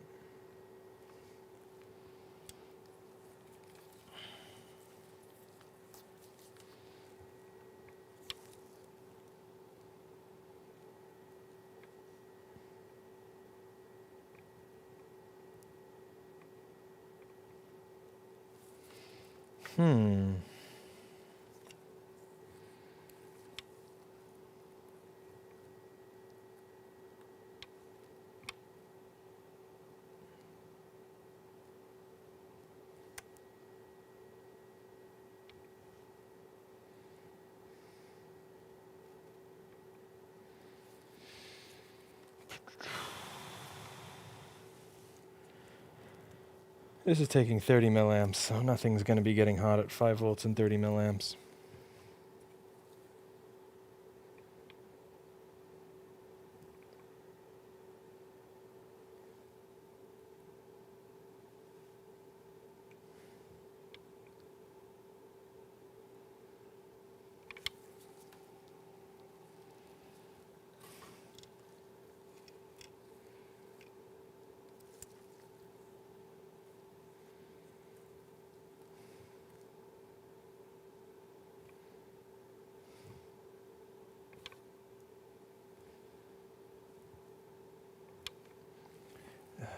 Alright. Let's see if we get any different behavior from different chips. So this one stays at 5 volts.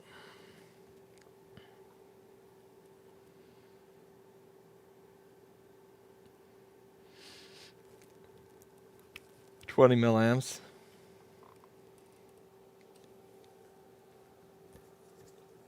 This one, 5 volts,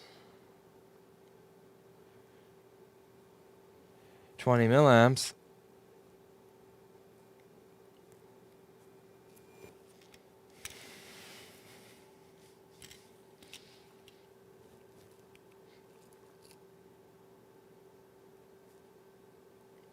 Five volts, 30 milliamps.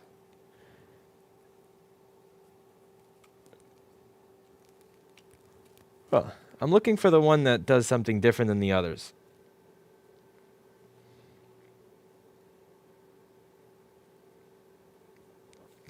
Like this one turns on for a few seconds, then turns off. Turns on for a few seconds, then turns off.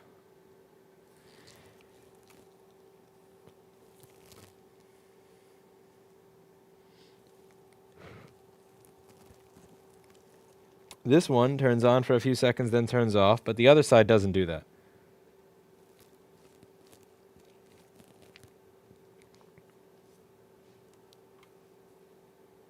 Now, it could be any one of these 4 CD3215s that's damaged. Any one of the 4 CD3215s could be bad. Or it could be the SMC. And on this board, each of the 4 chips that could be bad, random, eeny, meeny, miny, mo style, is underfilled.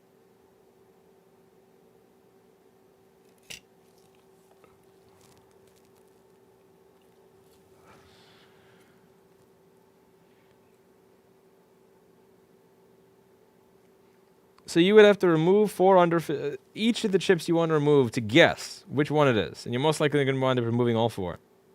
Is underfilled. So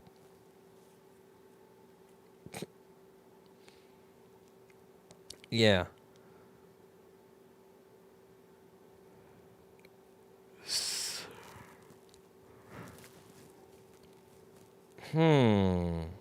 About that.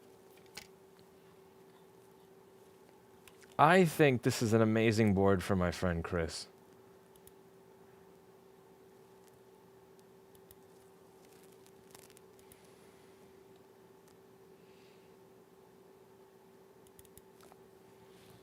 Have I introduced you all to Chris? Could it be a short? It could be anything, but you can't be overly general with it. You have to try it. You have to find some way to narrow it down. Because could it be a short? Could it be an open? Could it be a bad component? I mean, it could be anything, literally. So,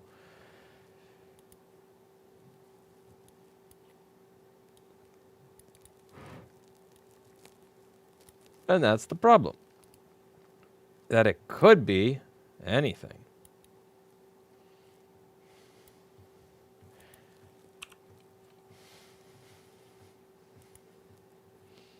I don't have the Please Bro camera in here. Someone else does. Again, at 34 milliamps, nothing's getting hot at 5 volts, 34 milliamps on a MacBook. Nothing is getting hot at that power.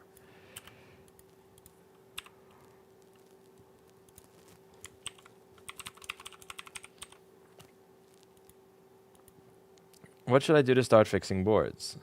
Find some that are broken and take them home, and then get started. I'm not trying to be a wise ass, but the best way to start is to start. Watch videos, find a place that you can actually get this stuff cheaply to start. Some broken machines to practice on, maybe. Who knows? In a few years, you may just be at the Paul Daniels level.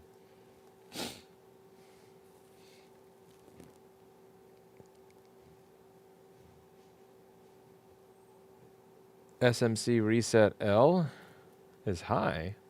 Huh. Ah, it's supposed to be high. So our SMC is being told to turn on.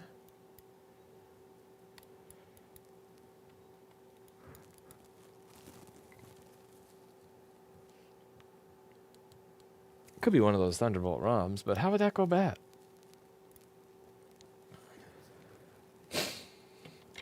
I mean, yeah, it could be a Thunderbolt ROM, but like, why would a Thunderbolt ROM want to go bad on this?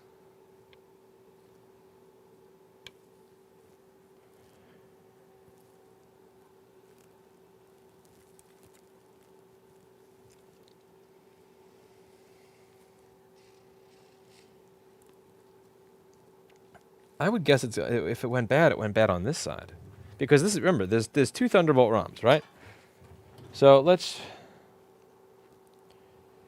go over this. So each CD3215 chip has one ROM for both chips. See, that's a Thunderbolt ROM chip over here. Tybolt SPI clock. Thunderbolt SPI clock. It's going to go through some resistors and then go to this CD3215 on the other side of the board. And it also goes to this CD3215 up here. Once you look on the other side of one of these fancy schmancy resistors.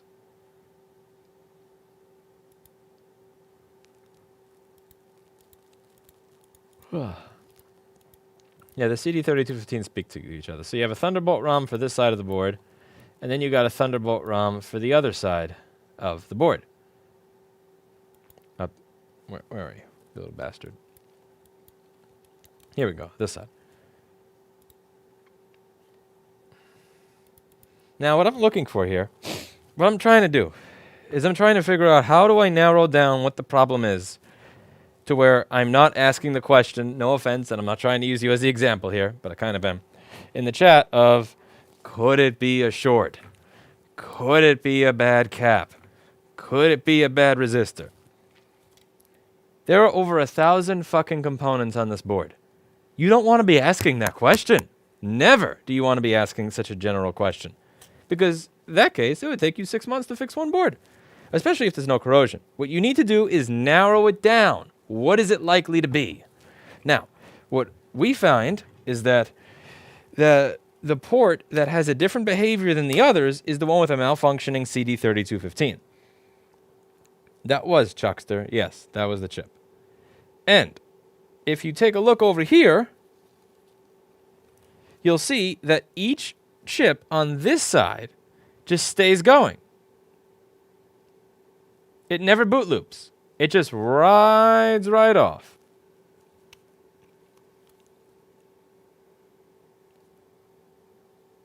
See? Just rides off into the sunlight, resting at 5 volts, never boot looping. Whereas on the other side, these two CD3215s, these two charge ports, each of them boot loops once about every 3 seconds.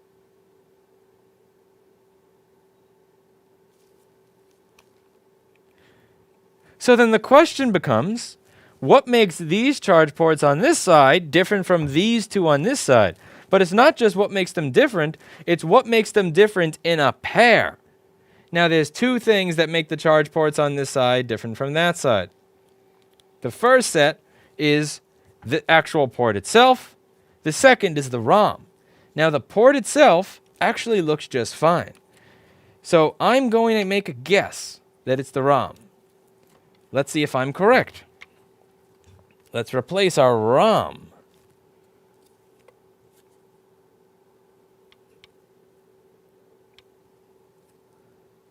By the way, folks, what you're seeing here is the results of a $310 microscope light. What do you think?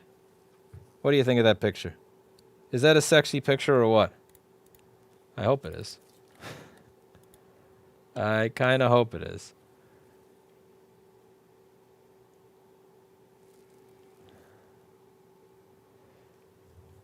Sexy picture. So this here is my ROM. I'm going to replace my ROM with another one.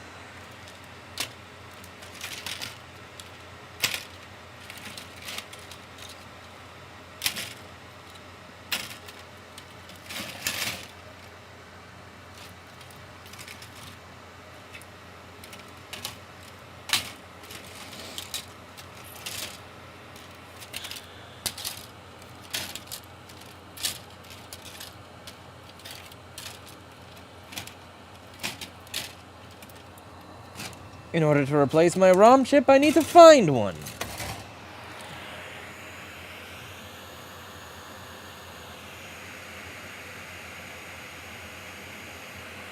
And here I have found one.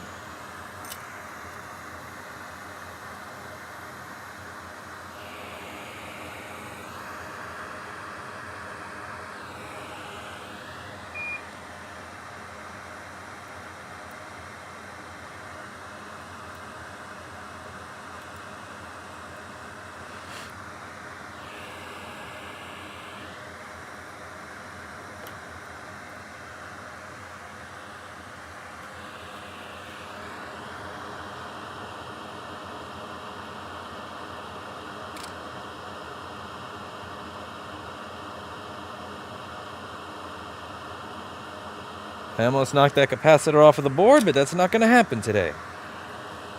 Today has been a terrible day for several reasons, but this is not going to be another one. We are going to make the most of today. We are going to show today that we're not putting up with that crap anymore.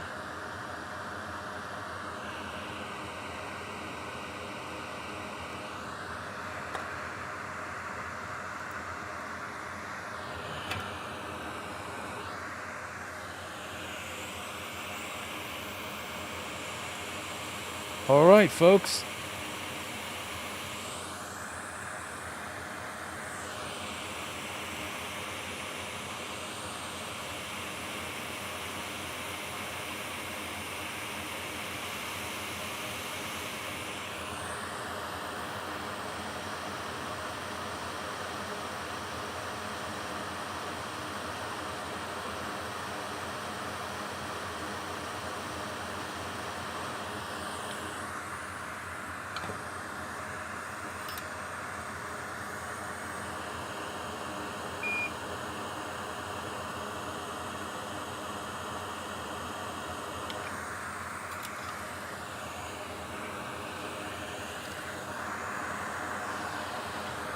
Rapid Cool technology saves the day. And after some rapid cooling,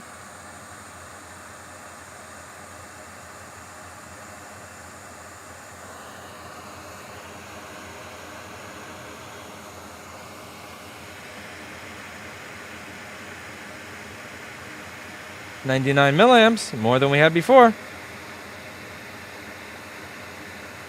And 20 volts!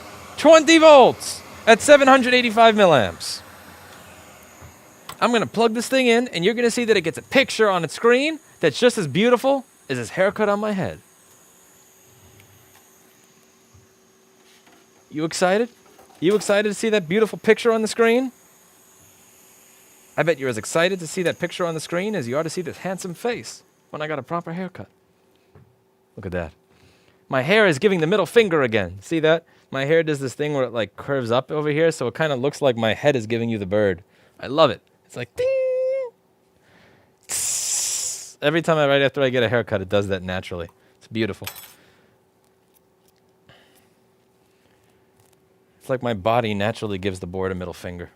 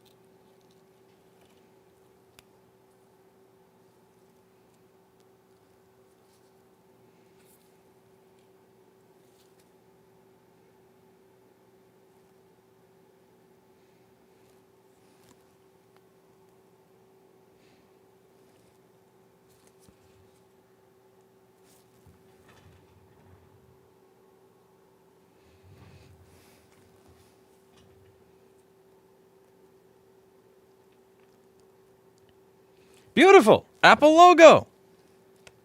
So let's revisit our problem on the schematic and the board view and explain it so that this is simple. So because from the business card I see on the front of this machine, this was sent in by another store, and it does look like this had been opened. It would open immaculately, but it does look like it was opened and they weren't able to solve it. So let's go over this.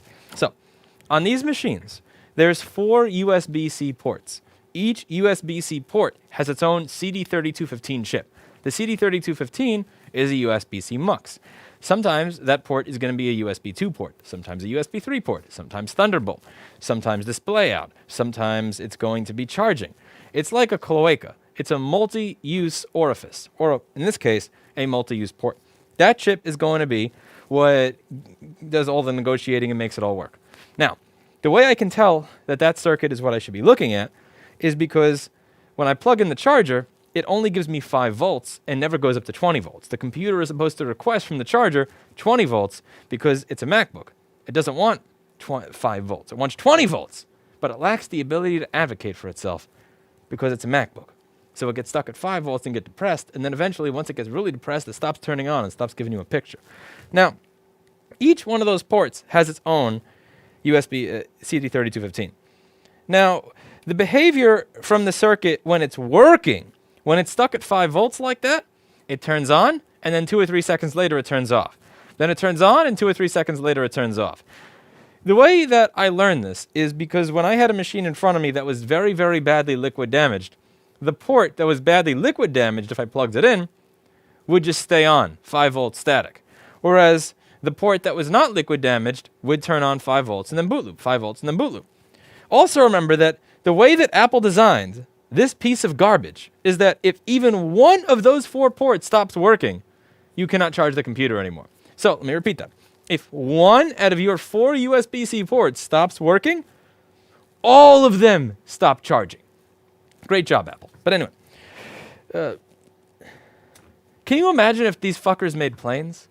Like, can you imagine if they made planes? One of the chairs stops working.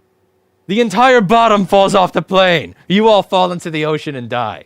Just imagine if the fucking engineers that made this product worked on automobiles, airplanes, or virtually anything but MacBooks. It fucking scares me. It boggles the mind. But if any one of those 4 ports stops working, the entire machine dies. Now, we know that the port that's working, the chip that's working, even if it's not able to work fully and get 20 volts because it needs the other fucking 3 to work, why is beyond me, that it's going to turn on and off and on and off and on and off. So what I noticed is that the 2 ports on the left were staying on, but the 2 ports on the right were turning on and then turning off like they were supposed to. Now, there's a couple of possibilities here. Either A, both CD3215s on the left that are perfectly clean are not working, which is really weird that 2 chips would fail at the exact same time with no liquid damage. Or B, whatever it is they're connected to failed. So now the question is, what do those 2 chips on the left have in common that the 2 chips on the right don't have in common?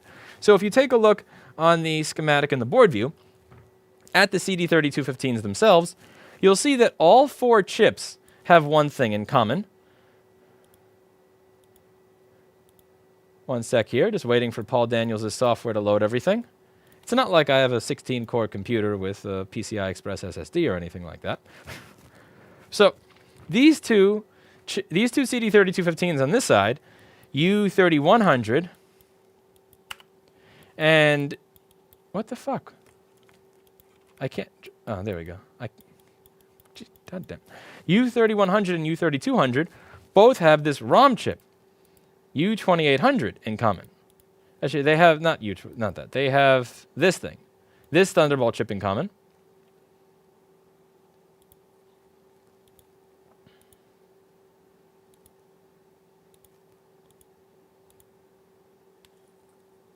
And also, they have an SMC in common.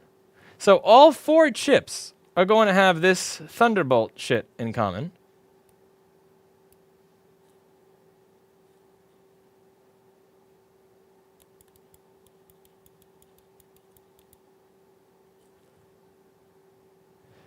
So it can't be the SMC.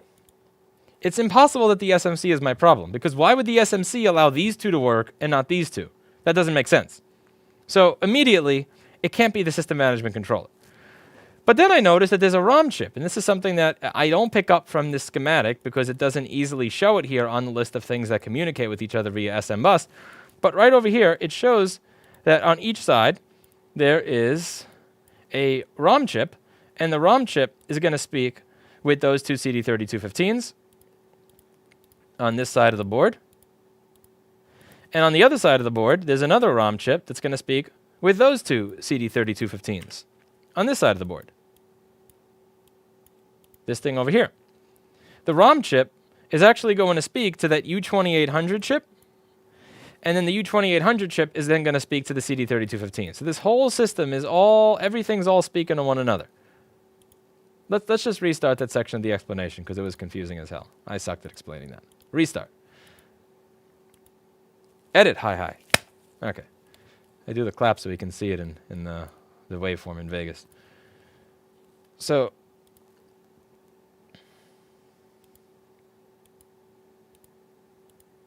where the fuck?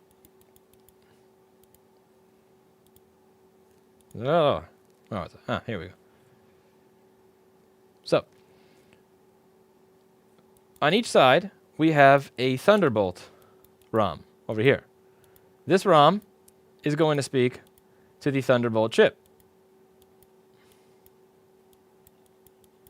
Right here.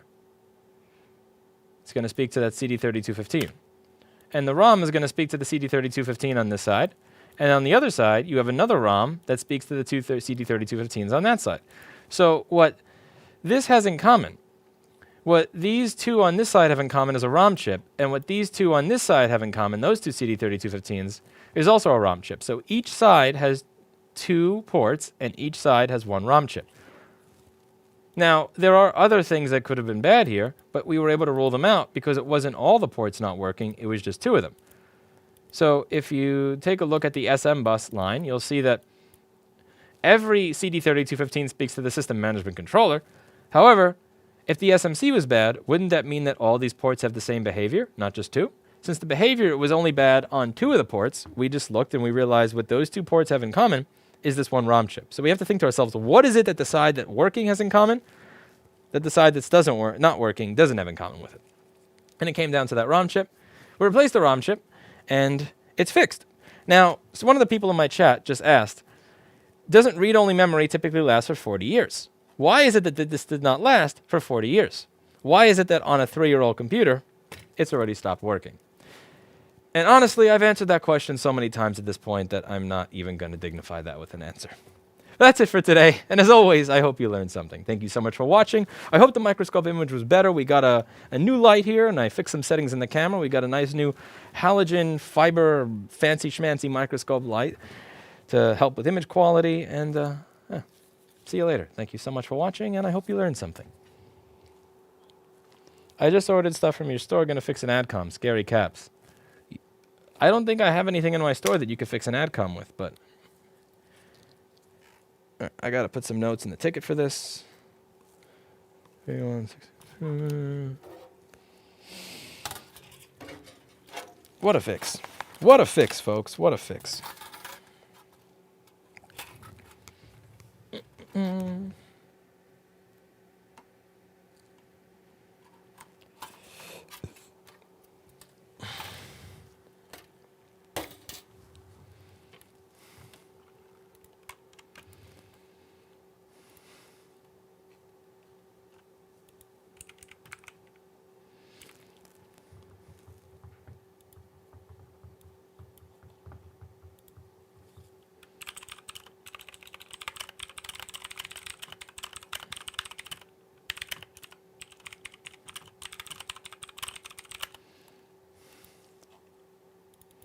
That being said, I need to pee. So I'm going to label that video, and then I'm going to go pee. Because I need to pee.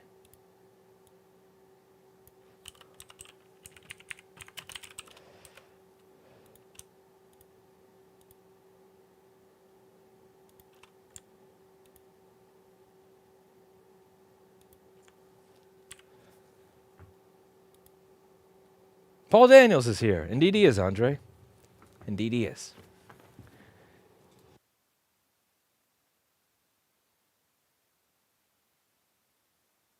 I'm gonna give you some nice Steve Cam to enjoy yourself to. I hope you can all enjoy yourself to Steve Cam. Hey Lewis, do you agree with Elon Musk? Oh, come on, you've been watching so long, you have to be trolling. You're talking about a guy that's been a public figure for like 15, 20 years, and you're asking if I agree with him. On what? On what? Anyway, I'm taking a piss right now. I'm peeing on that question. I'm going to take that question right now, and I'm going to take a piss on it.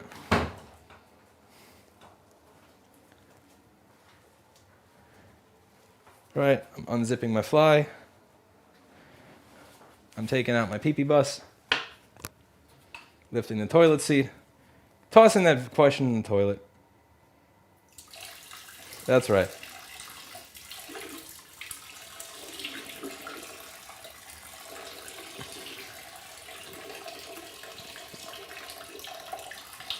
Ah. Relieving.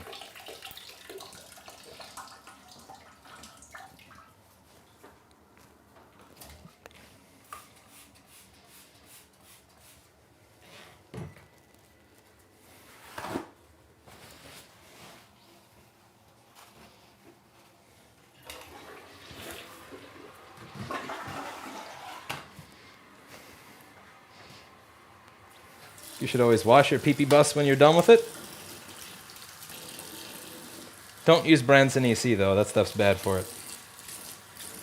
Whatever gets the corona off.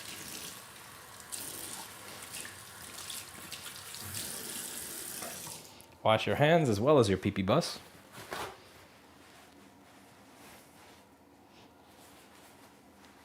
Always clean the toilet when you're done if you've got a bleach solution in the area. Bleach, ammonia, Mr. Clean, whatever. Just a nice thing to do. Sure you got some nice clean hands.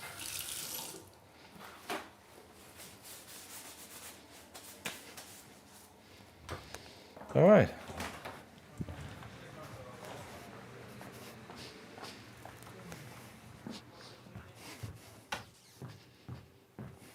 Hopefully the question is less vague now.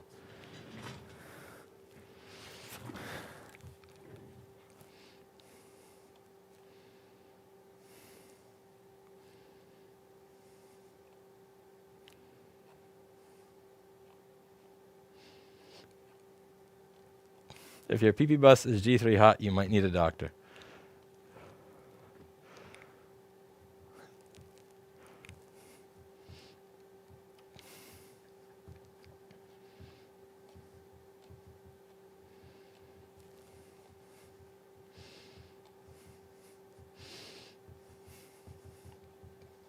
I hope you got your 40 rubs worth.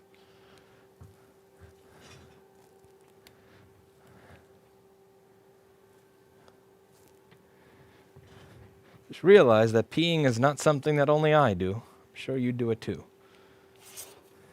I hope you do it, actually.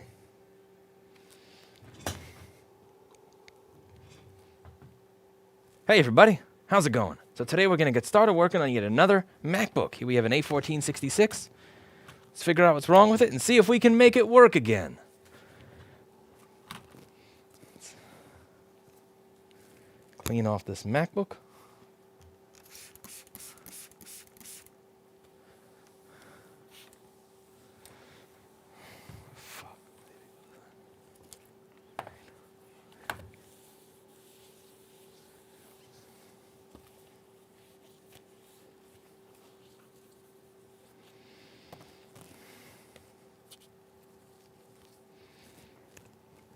This person's password is seriously hippity hoppity abolish private property.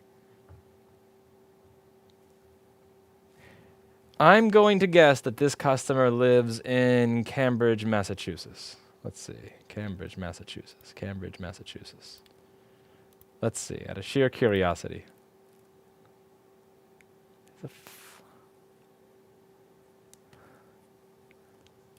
Holy shit, I wasn't far off. Okay, Somerville. They must commute to Cambridge for work.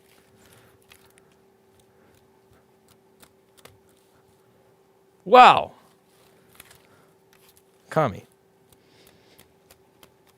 Interesting choice in computer for a commie, but whatever. Could have bought a Lenote. Always could have got a Lenote. Well, we're not prejudiced here.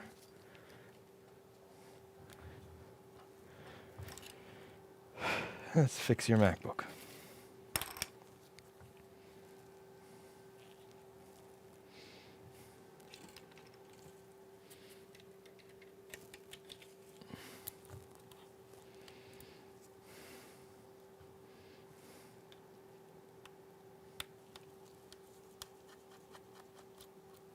Elon launched a Tesla factory today against law and started production. Info from his Twitter. 200 Tesla are produced already, says one employee. He says, arrest me first. So is this a bold move or... I mean, somebody's got to do it.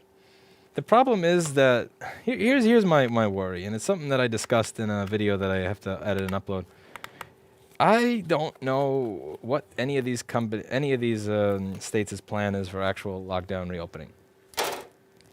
If they here's the thing. If they said, listen, we need hospital occupancy. Right now, hospital occupancy is like 110, 120%. We need to go back to 70. If once we see 75% hospital occupancy, we can test 50,000 people a day, and we see that mortality rate is under 2%. Then we will reopen. We will have as a deadline to make this decision May 15th. If that's not happened by May 15th, then lockdown continues until May 30th. On May 30th, then we will revisit, and then we will see. And if it is not done, then we revisit on June 15th, and so on and so forth. I think you get people that were willing to go ahead with a lockdown. The problem is that there's no real metric for reopening. It's not like once we hit this point, then we will reopen. Because I get it. You can't come up with a day as to when you're going to reopen. That's fine. I understand. You don't have enough data. You didn't make the virus. You don't know how it's going to go. How could you say we reopen on this date? You can't do that. But what you can do is you can come up with the metrics that you're going to use to figure out if you're going to make the decision to reopen or not. At least come out with the metrics and say, on this day, we will look at the data. If the data says X, we do phase 1. If the data says Z, we don't do phase 1. And then after you do phase 1, then you look at the data again. If the data says this, we do that. But they don't have any of that. We have this silliness of, if we save one human life, then it's worth it. It's like, we don't, that's not how we do anything. We don't do anything like that. Just look at the bike rides that I do with the fucking crazy ass Uber drivers that almost hit me on a regular basis. We don't make decisions based on one human life. We make decisions based on the aggregate. What is best overall for 380 million people, not what's best for one person. Now, I'm not trying to be callous, but I'm saying you come up with something. We may disagree on numbers. You may say you want hospital capacity to go down to this. You may say that you want to be able to test this many people a day. Come up with whatever metrics you want and say that once we have reached these, then we will consider reopening. And say that this is the deadline that we have to reach those metrics by. Or say this is the date at which we will make a decision. We don't even have that. We don't even have that. So the reason that people are getting antsy and uppity about it is you're ruining their lives. You're clearly ruining their lives. You're ruining businesses. You're ruining what people spend 10 or 15 or 20 or 30 years building from nothing that you're not going to compensate them for properly. And you're not even saying we're in this together to accomplish this set goal. You're ruining everything and saying we'll see as we go what happens, but don't you criticize us because then you don't care about life. And that's what pisses me off. Because the thing, it's kind of like if the one person had this good tweet, and I'm sorry that I can't credit them. I forgot their name. Somebody will be able to credit them for this. I didn't come up with this. Is that, you know, when you're waiting for the train, even if it says train coming in 25 or 39 minutes, you're okay sitting there in the cold with, you know, the bums that are fighting, you know, like a few yards from you, and the kids screaming, and the fact that it's like 27 degrees outside. You'll sit there for 39 minutes as long as you see that little thing that keeps ticking each minute away and telling you the train is coming. But if you don't know that the train is coming, then you say, fuck this, I'm not waiting for this. I'm not playing along anymore. You need to know what the progress of something is, or at the very least, you need to know what it is you're working for together. If you're waiting for a bus and you've been waiting for 20 minutes and it doesn't show up and you have no sign whatsoever if it's going to come or not, you're going to be much more anxious than you are if you know it's coming and you got that little indication. And what's pissing people off here is that we don't know what metrics they're using to make these decisions. We don't know what to, like, what I do with business is very simple. What I do is, regardless of how miserable something is, I draw out a little tree for myself and I say, if this happens, I do this. If that happens, I do that. I will know by this date what decision I make. We can argue until we're blue in the face what the date should be. We can argue until we're blue in the face what it is we should actually do. But the one thing that is easy to agree on is that once we have it set down, we will make the decision at this date, this way or that way, based on data. We can argue over what the little pieces of data are. We can argue over what we do. But one thing that everyone is clear on is on this date, we are going to do something. And what's pissing people off with the lockdown, rightfully so, is there's none of that. And I'm one of those people that does care. I'm like, everybody here thinks that I'm ridiculous. Everybody here thinks that I have OCD because I am cleaning things like a madman. Every time someone walks in, I have this gigantic, freaking loud, deafening air filter. Everybody's wearing a mask and required to wear a mask. I'm requiring the customers to wear a mask. I have people staying home if they know someone that is elderly or immunodeficient and paying them. Like, I'm taking this as seriously as possible. And then when I bring this up, people will say, we'll try to make it sound like I'm the same as the people that are saying everybody should go out. I shouldn't have to wear a mask. Wearing a mask is like fake virus pandemic. And that's kind of what pisses me off. But it is a virus. It is a virus, and it does kill people.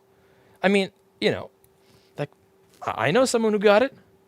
Seems like, Eugene contracted corona. And it seems to have affected him badly. Sorry, I was just shedding a tear over there. But the point is, it's a real virus. I'm taking it seriously.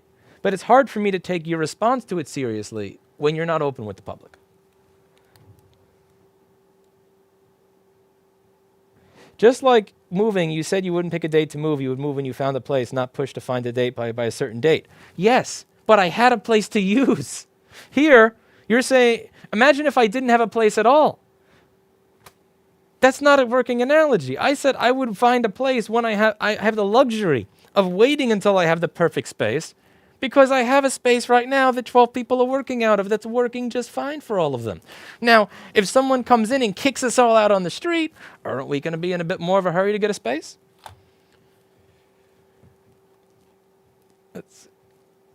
The problem to that, says the additionalist, the data says, well, that's a big part of the problem, indeed.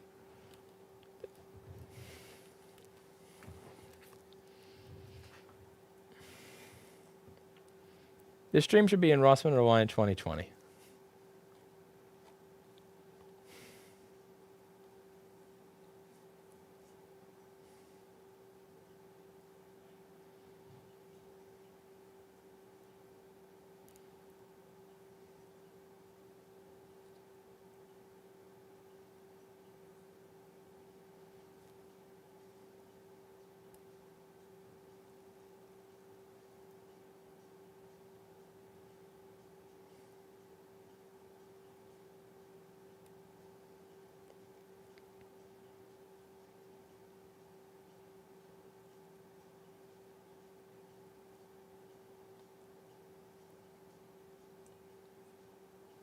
Does Corona fall off the top of Paul's head?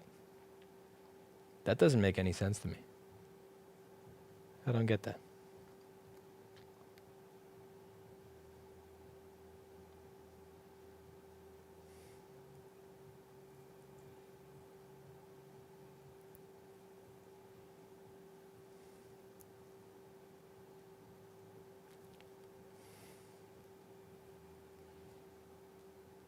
Michigan appears like a mess as well.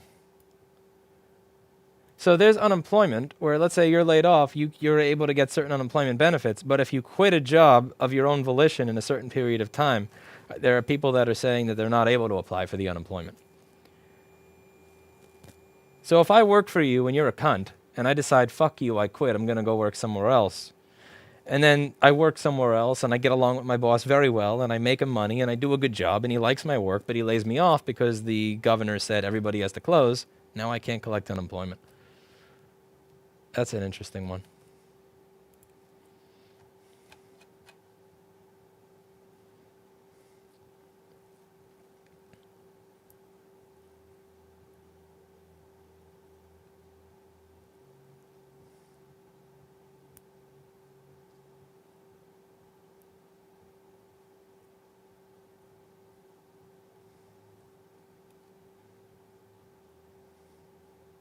I worry for my 72-year-old mother who has respiratory issues. I worry for the old too. I think that there should be put in place some sort of system whereby if you are immunodeficient, that there is some sort of program set aside for you so that you don't have that economic necessity to leave the house and risk dying during this time if you're afraid. Like, come up with something like that. Because like the way I'm doing business right now, everybody here is in that category where their mortality rate that is at the store is like 0.0000 whatever. You know, nobody here has bad health, underlying health issues, and we're all in our 20s, some of us in our 30s. Paul's a grandpa. He just turned 40. But even Paul. And I ride a bike here, and then I ride a bike home. I don't see anybody in between. I'm not next to anybody on that way home. And at home, I live with my girlfriend who is 31. So if you are elderly or you are immunocompromised and you're at your home, there's not really much way, even if I was carrying this virus, that I have a means of spreading it to you because I'm not coming into contact with you. I'm not next to you. I'm not near you. Now, something could be said for forcing people to go out or not having the resources available that would allow people who are elderly or immunocompromised to stay in their home at this time. I also hear that by going out, I could be spreading things even if the person's staying home. But if that person is staying home and they are relying on food delivery and they're relying on other types of delivery in order to get everything because they can't go to the grocery store, at some point there is the risk of infection just by the person who's actually doing the delivery.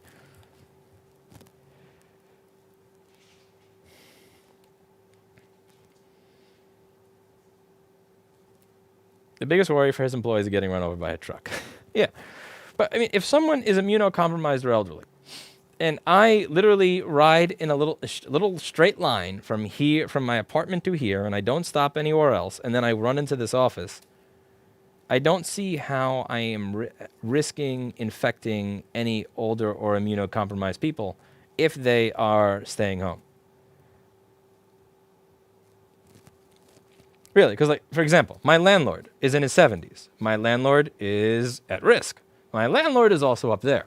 He is staying at home. He told me that he is staying self-quarantined at home, not going anywhere. Even if I have corona and I start coughing and going, the virus doesn't travel through drywall. So me coming to work does not affect him because as much as I cough, even if I wasn't wearing this mask, it doesn't go through drywall. It doesn't go through brick. It doesn't go through shingle. So if you stay at home, you'll be good. Now, the point of the lockdown was don't overwhelm the healthcare system, flatten the curve, figure out what the fuck's going on. We've had 2 months, man. If we haven't figured out what's going on by now, then whatever.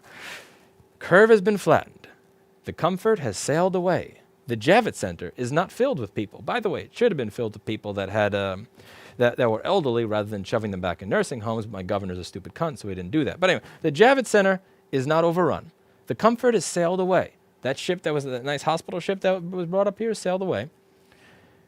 Hospitals are gaining their capacity back, which then begs the question. So of all the original goals, all of those original goals have been met, yet we're still in a lockdown.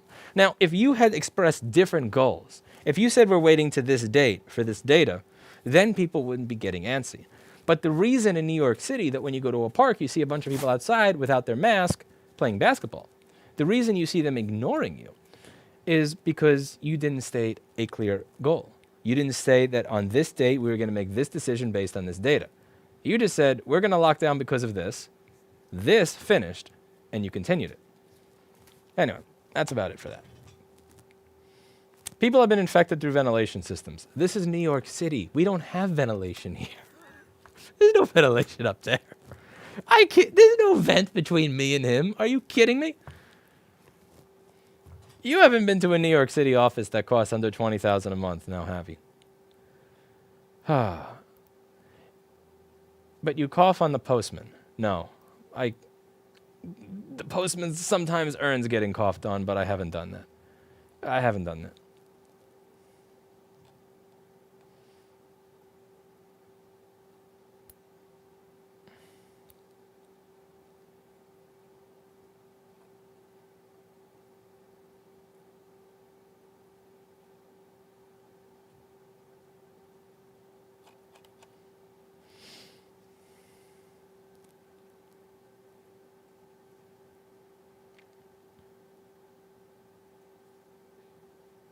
David, you're saying that all the states that don't want to open have Democrat governors, but I don't see it as a Democrat issue. It's all of the cities that have... So this is kind of like the 5G tower thing, where people will say that 5G towers cause COVID because all the places with lots of 5G towers are the places that have a lot of COVID. 5G towers are economically viable in areas with high population density. Also, all the places with high population density are Democrat run. So it's more the cultural issue it's not, how do I put this? It's the cultural aspect that in America, places with high population density tend to be more liberal. It's not that it's purely Democrats that are deciding to reopen. If you have a lower population density, you're going to have a lower rate of transmission, less spread, less to worry about. Therefore, you can reopen sooner.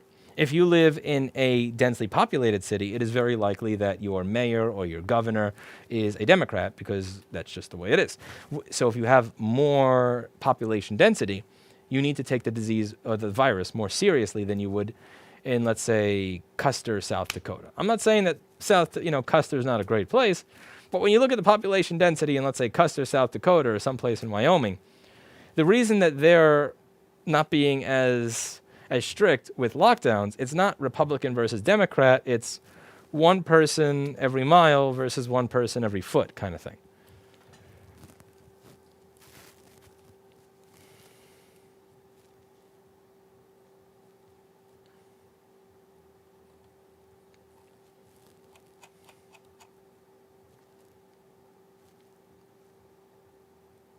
Someone's going to edit that.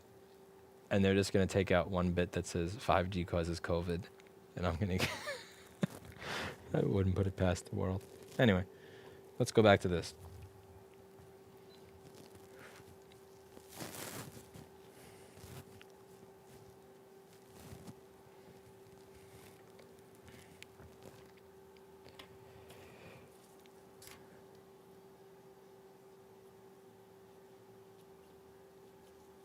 I am sick of listening to all of this. Then you are welcome to unsubscribe and go away.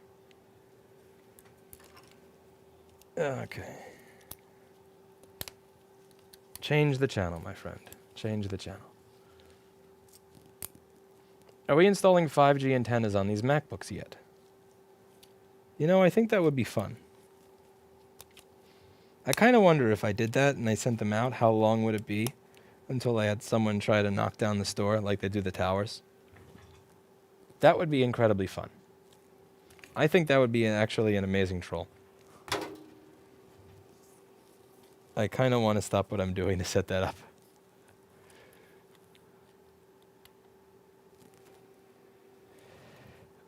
Okay.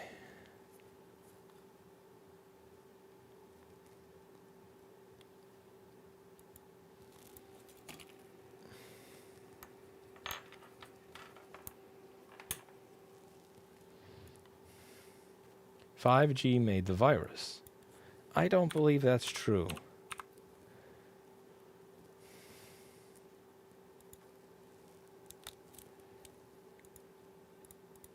Okay.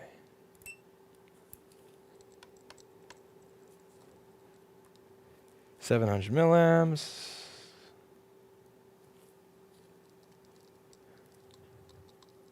"5G does not cause COVID." 5G causes your phone battery to die quicker. When your phone battery dies quicker, you are stressed because you don't have your phone. When you are stressed, your immune system works worse. When your immune system works worse, you contract COVID-19. COVID is caused by 5G. COVID took your job. 8.5 volts, so we're not boosting. COVID took your frickin' job.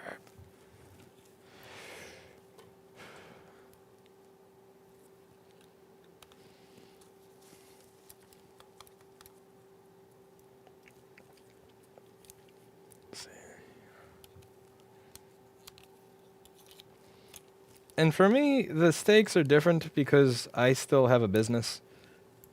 You know, Emperor Cuomo declared that technical support is essential. So I'm still here. I'm still open. I'm still taking in business. Whether or not they get rid of the stay-at-home order, I'm still going to leave the people that are immunocompromised or living with the elderly home for a while. So, like, it doesn't affect me that much. It affects other people.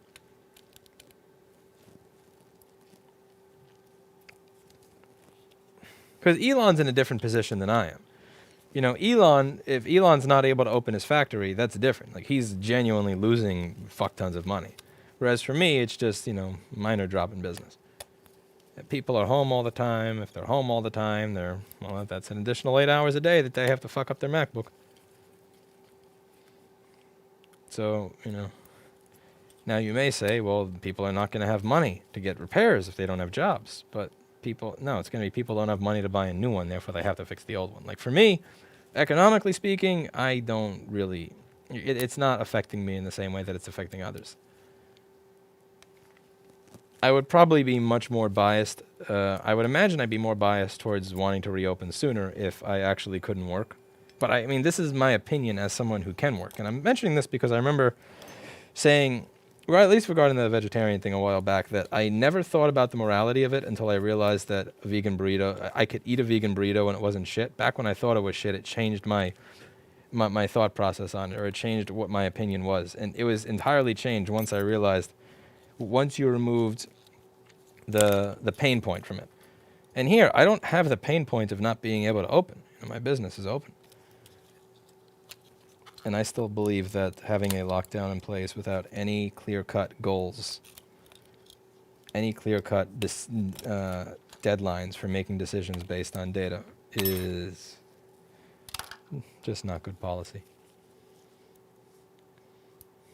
Are we really arguing in chat whether 5G caused... Oh my god. Please stop. Please stop. Please stop. Give me the illusion that I don't... At least let me believe in my illusions that I don't have a single fan that thinks 5G causes COVID. Even if you do, even if you believe it, can you just do me a favor? Like, just...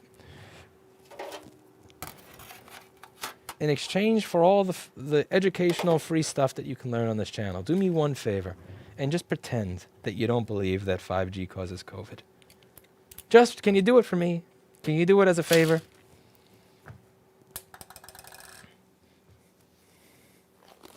Kind of like if your teenage daughter bangs everybody on the football team 5 times a week, but like when she goes home, she has the decency to at least pretend for her dad that she's still that she's not a slut.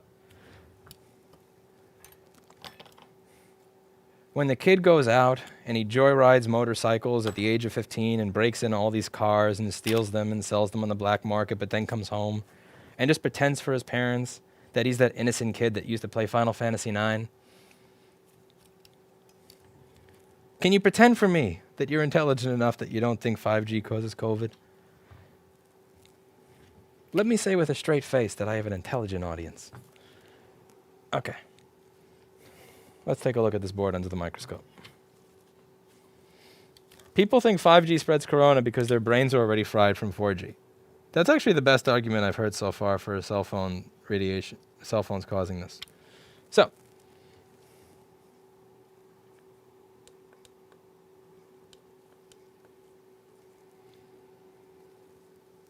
That's actually a really good argument. So it was 4G, not 5G. 5G causes COVID-19. How? 5G gives more internet speed, which helps spreading misinformation about COVID-19. Okay, that's a good one. I like that. You know what? You're starting to get me to believe it too now. All right, now as you can see, there is a teeny tiny bit of corrosion on the top of this LP8550. And watch this. I can now zoom in all the way with my new toy, fancy schmancy microscope light. Here, I'll show you. Isn't this cool?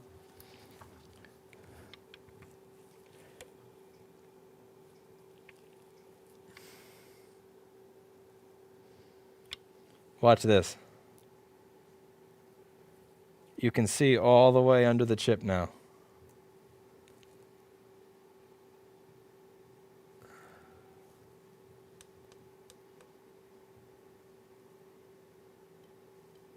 Look at that.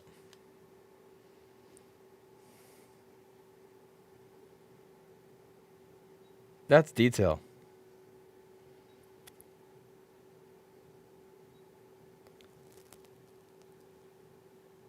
I don't know if it was worth paying $310 for a light, but that's detail. That's cool. You can see how the ball dissolved and everything. All right.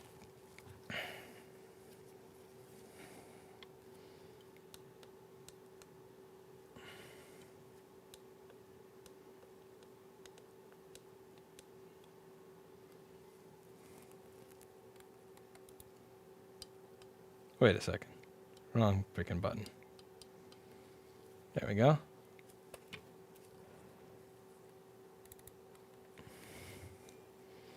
$300 to see balls.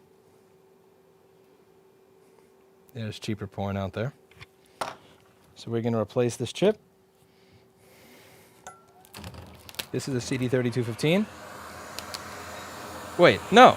This is an LP8550. Gah. I'm stuck in touch bar mode. This is not a CD3215. Do not put a CD3215 here. This board does have a CD32, I believe CD3211 right over here. So I got a little confused. I saw that in the corner.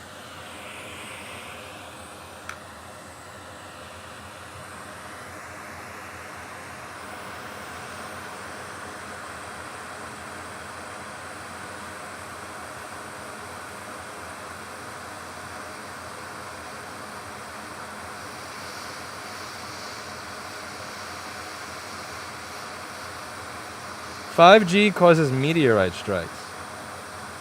What? Wow, it looks like there was a little bit of food under there. Did you see that? It looks like food under there. Oh my gosh, I wish I could read what you said, but Streamlabs sucks. Ah, my gosh. Damn you, Streamlabs. Why do you hate my viewers so much? COVID causes 5G, says Matthias. COVID causes 5G? What? That's ridiculous.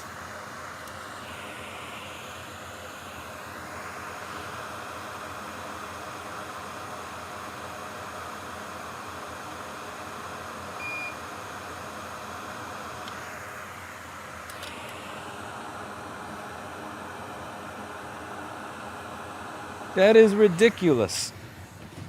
I'm going to get myself an LP8550 from store.rossmangroup.com. Be right back.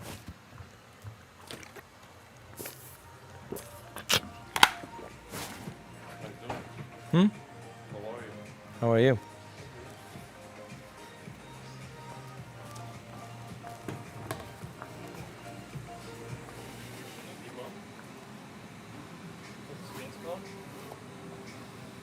Is the screen closed?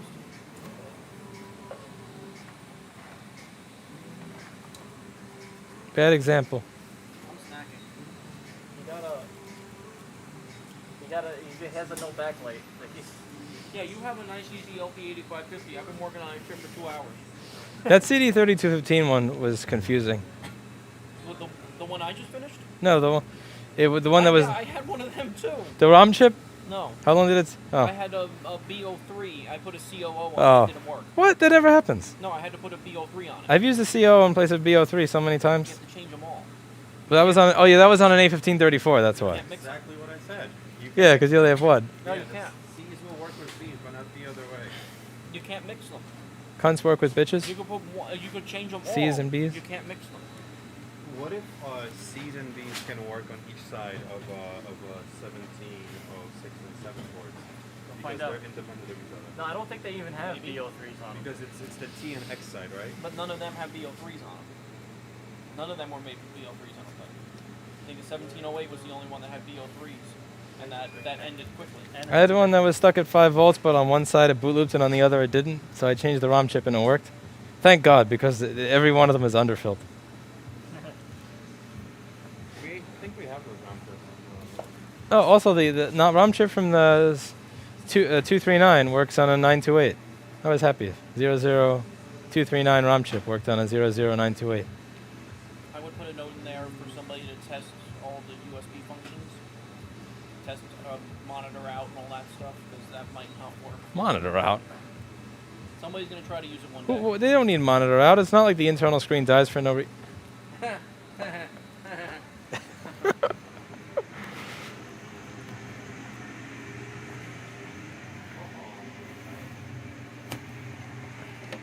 For a lot of the stuff that we're short on inventory, we have to buy it. Oh, never mind. Sorry. For the stuff we're short on in inventory, until China starts shipping shit again, we have to buy it locally, like ProTech or something. Like I saw there was another order for that Exing guy, but his stuff from a week ago, 2 weeks ago actually, still hasn't shipped. Same for William. You need an LED driver. What slot is that? I1? What? Yeah, I've been trying to get some stuff off of ProTech in the meanwhile anyway, so. Yeah, none of them have any of the...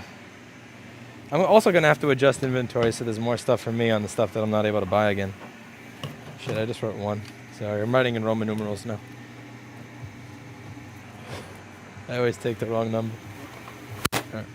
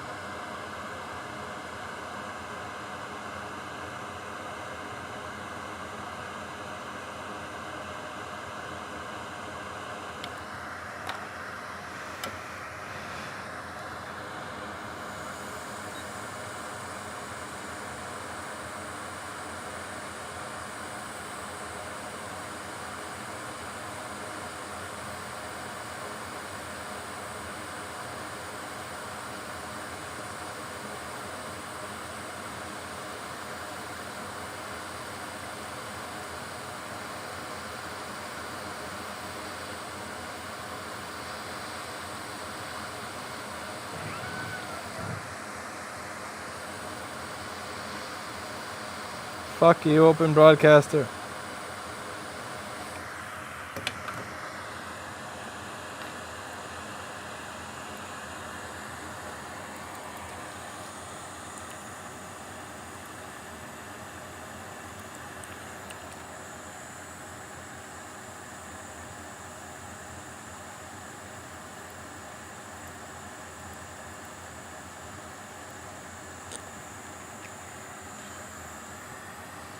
I don't have COVID, but I have a few Surface Pro.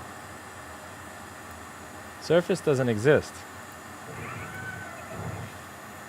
Interesting. Yeah, this is totally open broadcaster not working. Oh man. Why you fail like that? Why you do me dirty?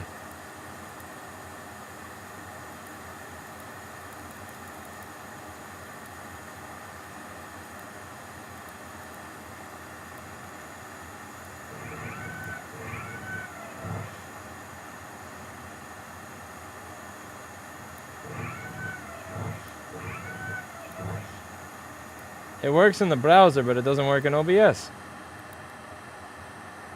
Is it this?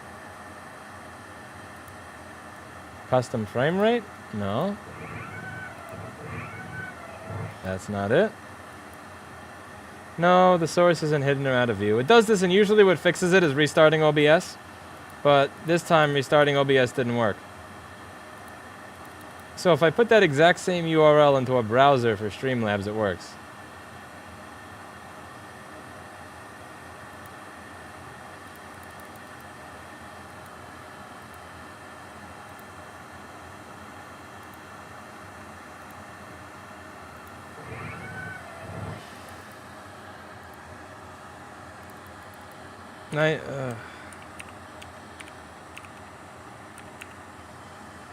Refresh cache of current page, no dies.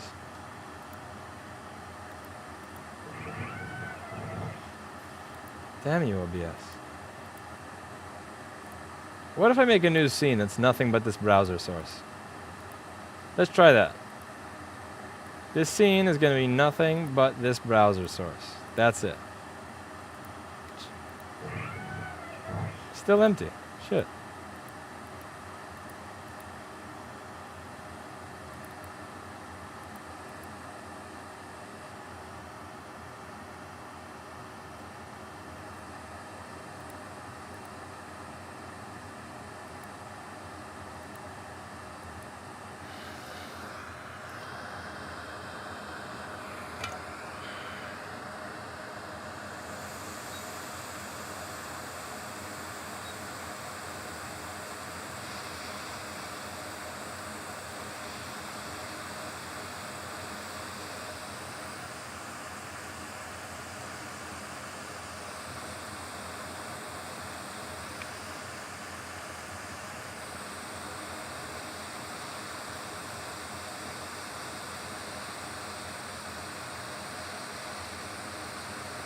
Drivers have nothing to do with it, just an OBS bug.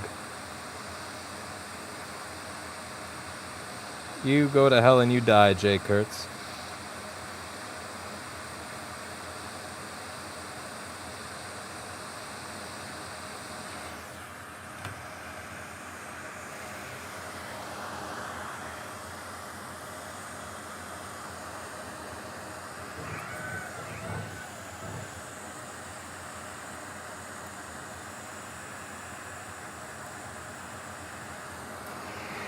All right, let's see if we have a backlight on this beautiful, beautiful, beautiful, beautiful, beautiful, beautiful MacBook.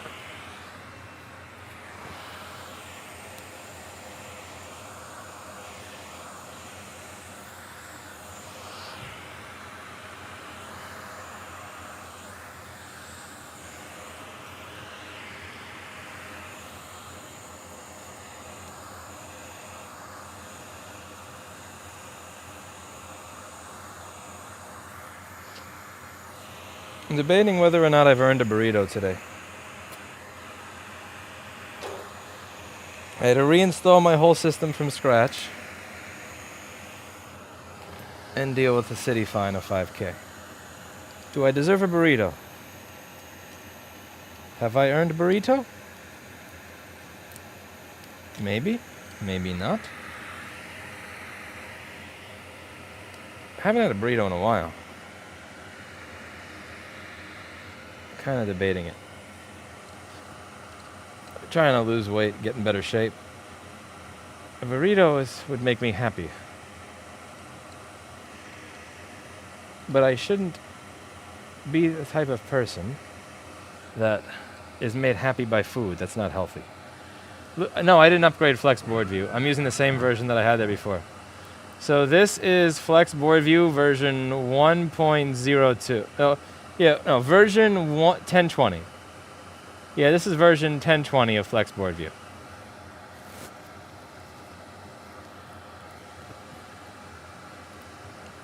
I'm confident that's the longest one. So I am going to punch this thing if I don't see a question mark. Folder question mark folder! Look at that.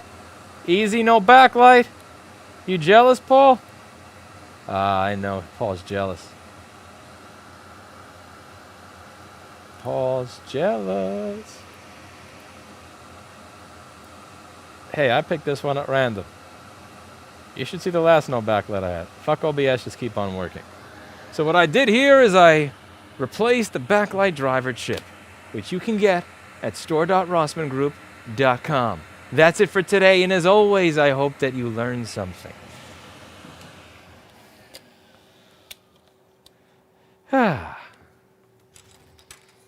I'm going to restart OBS to see if this fixes my bullshit issue.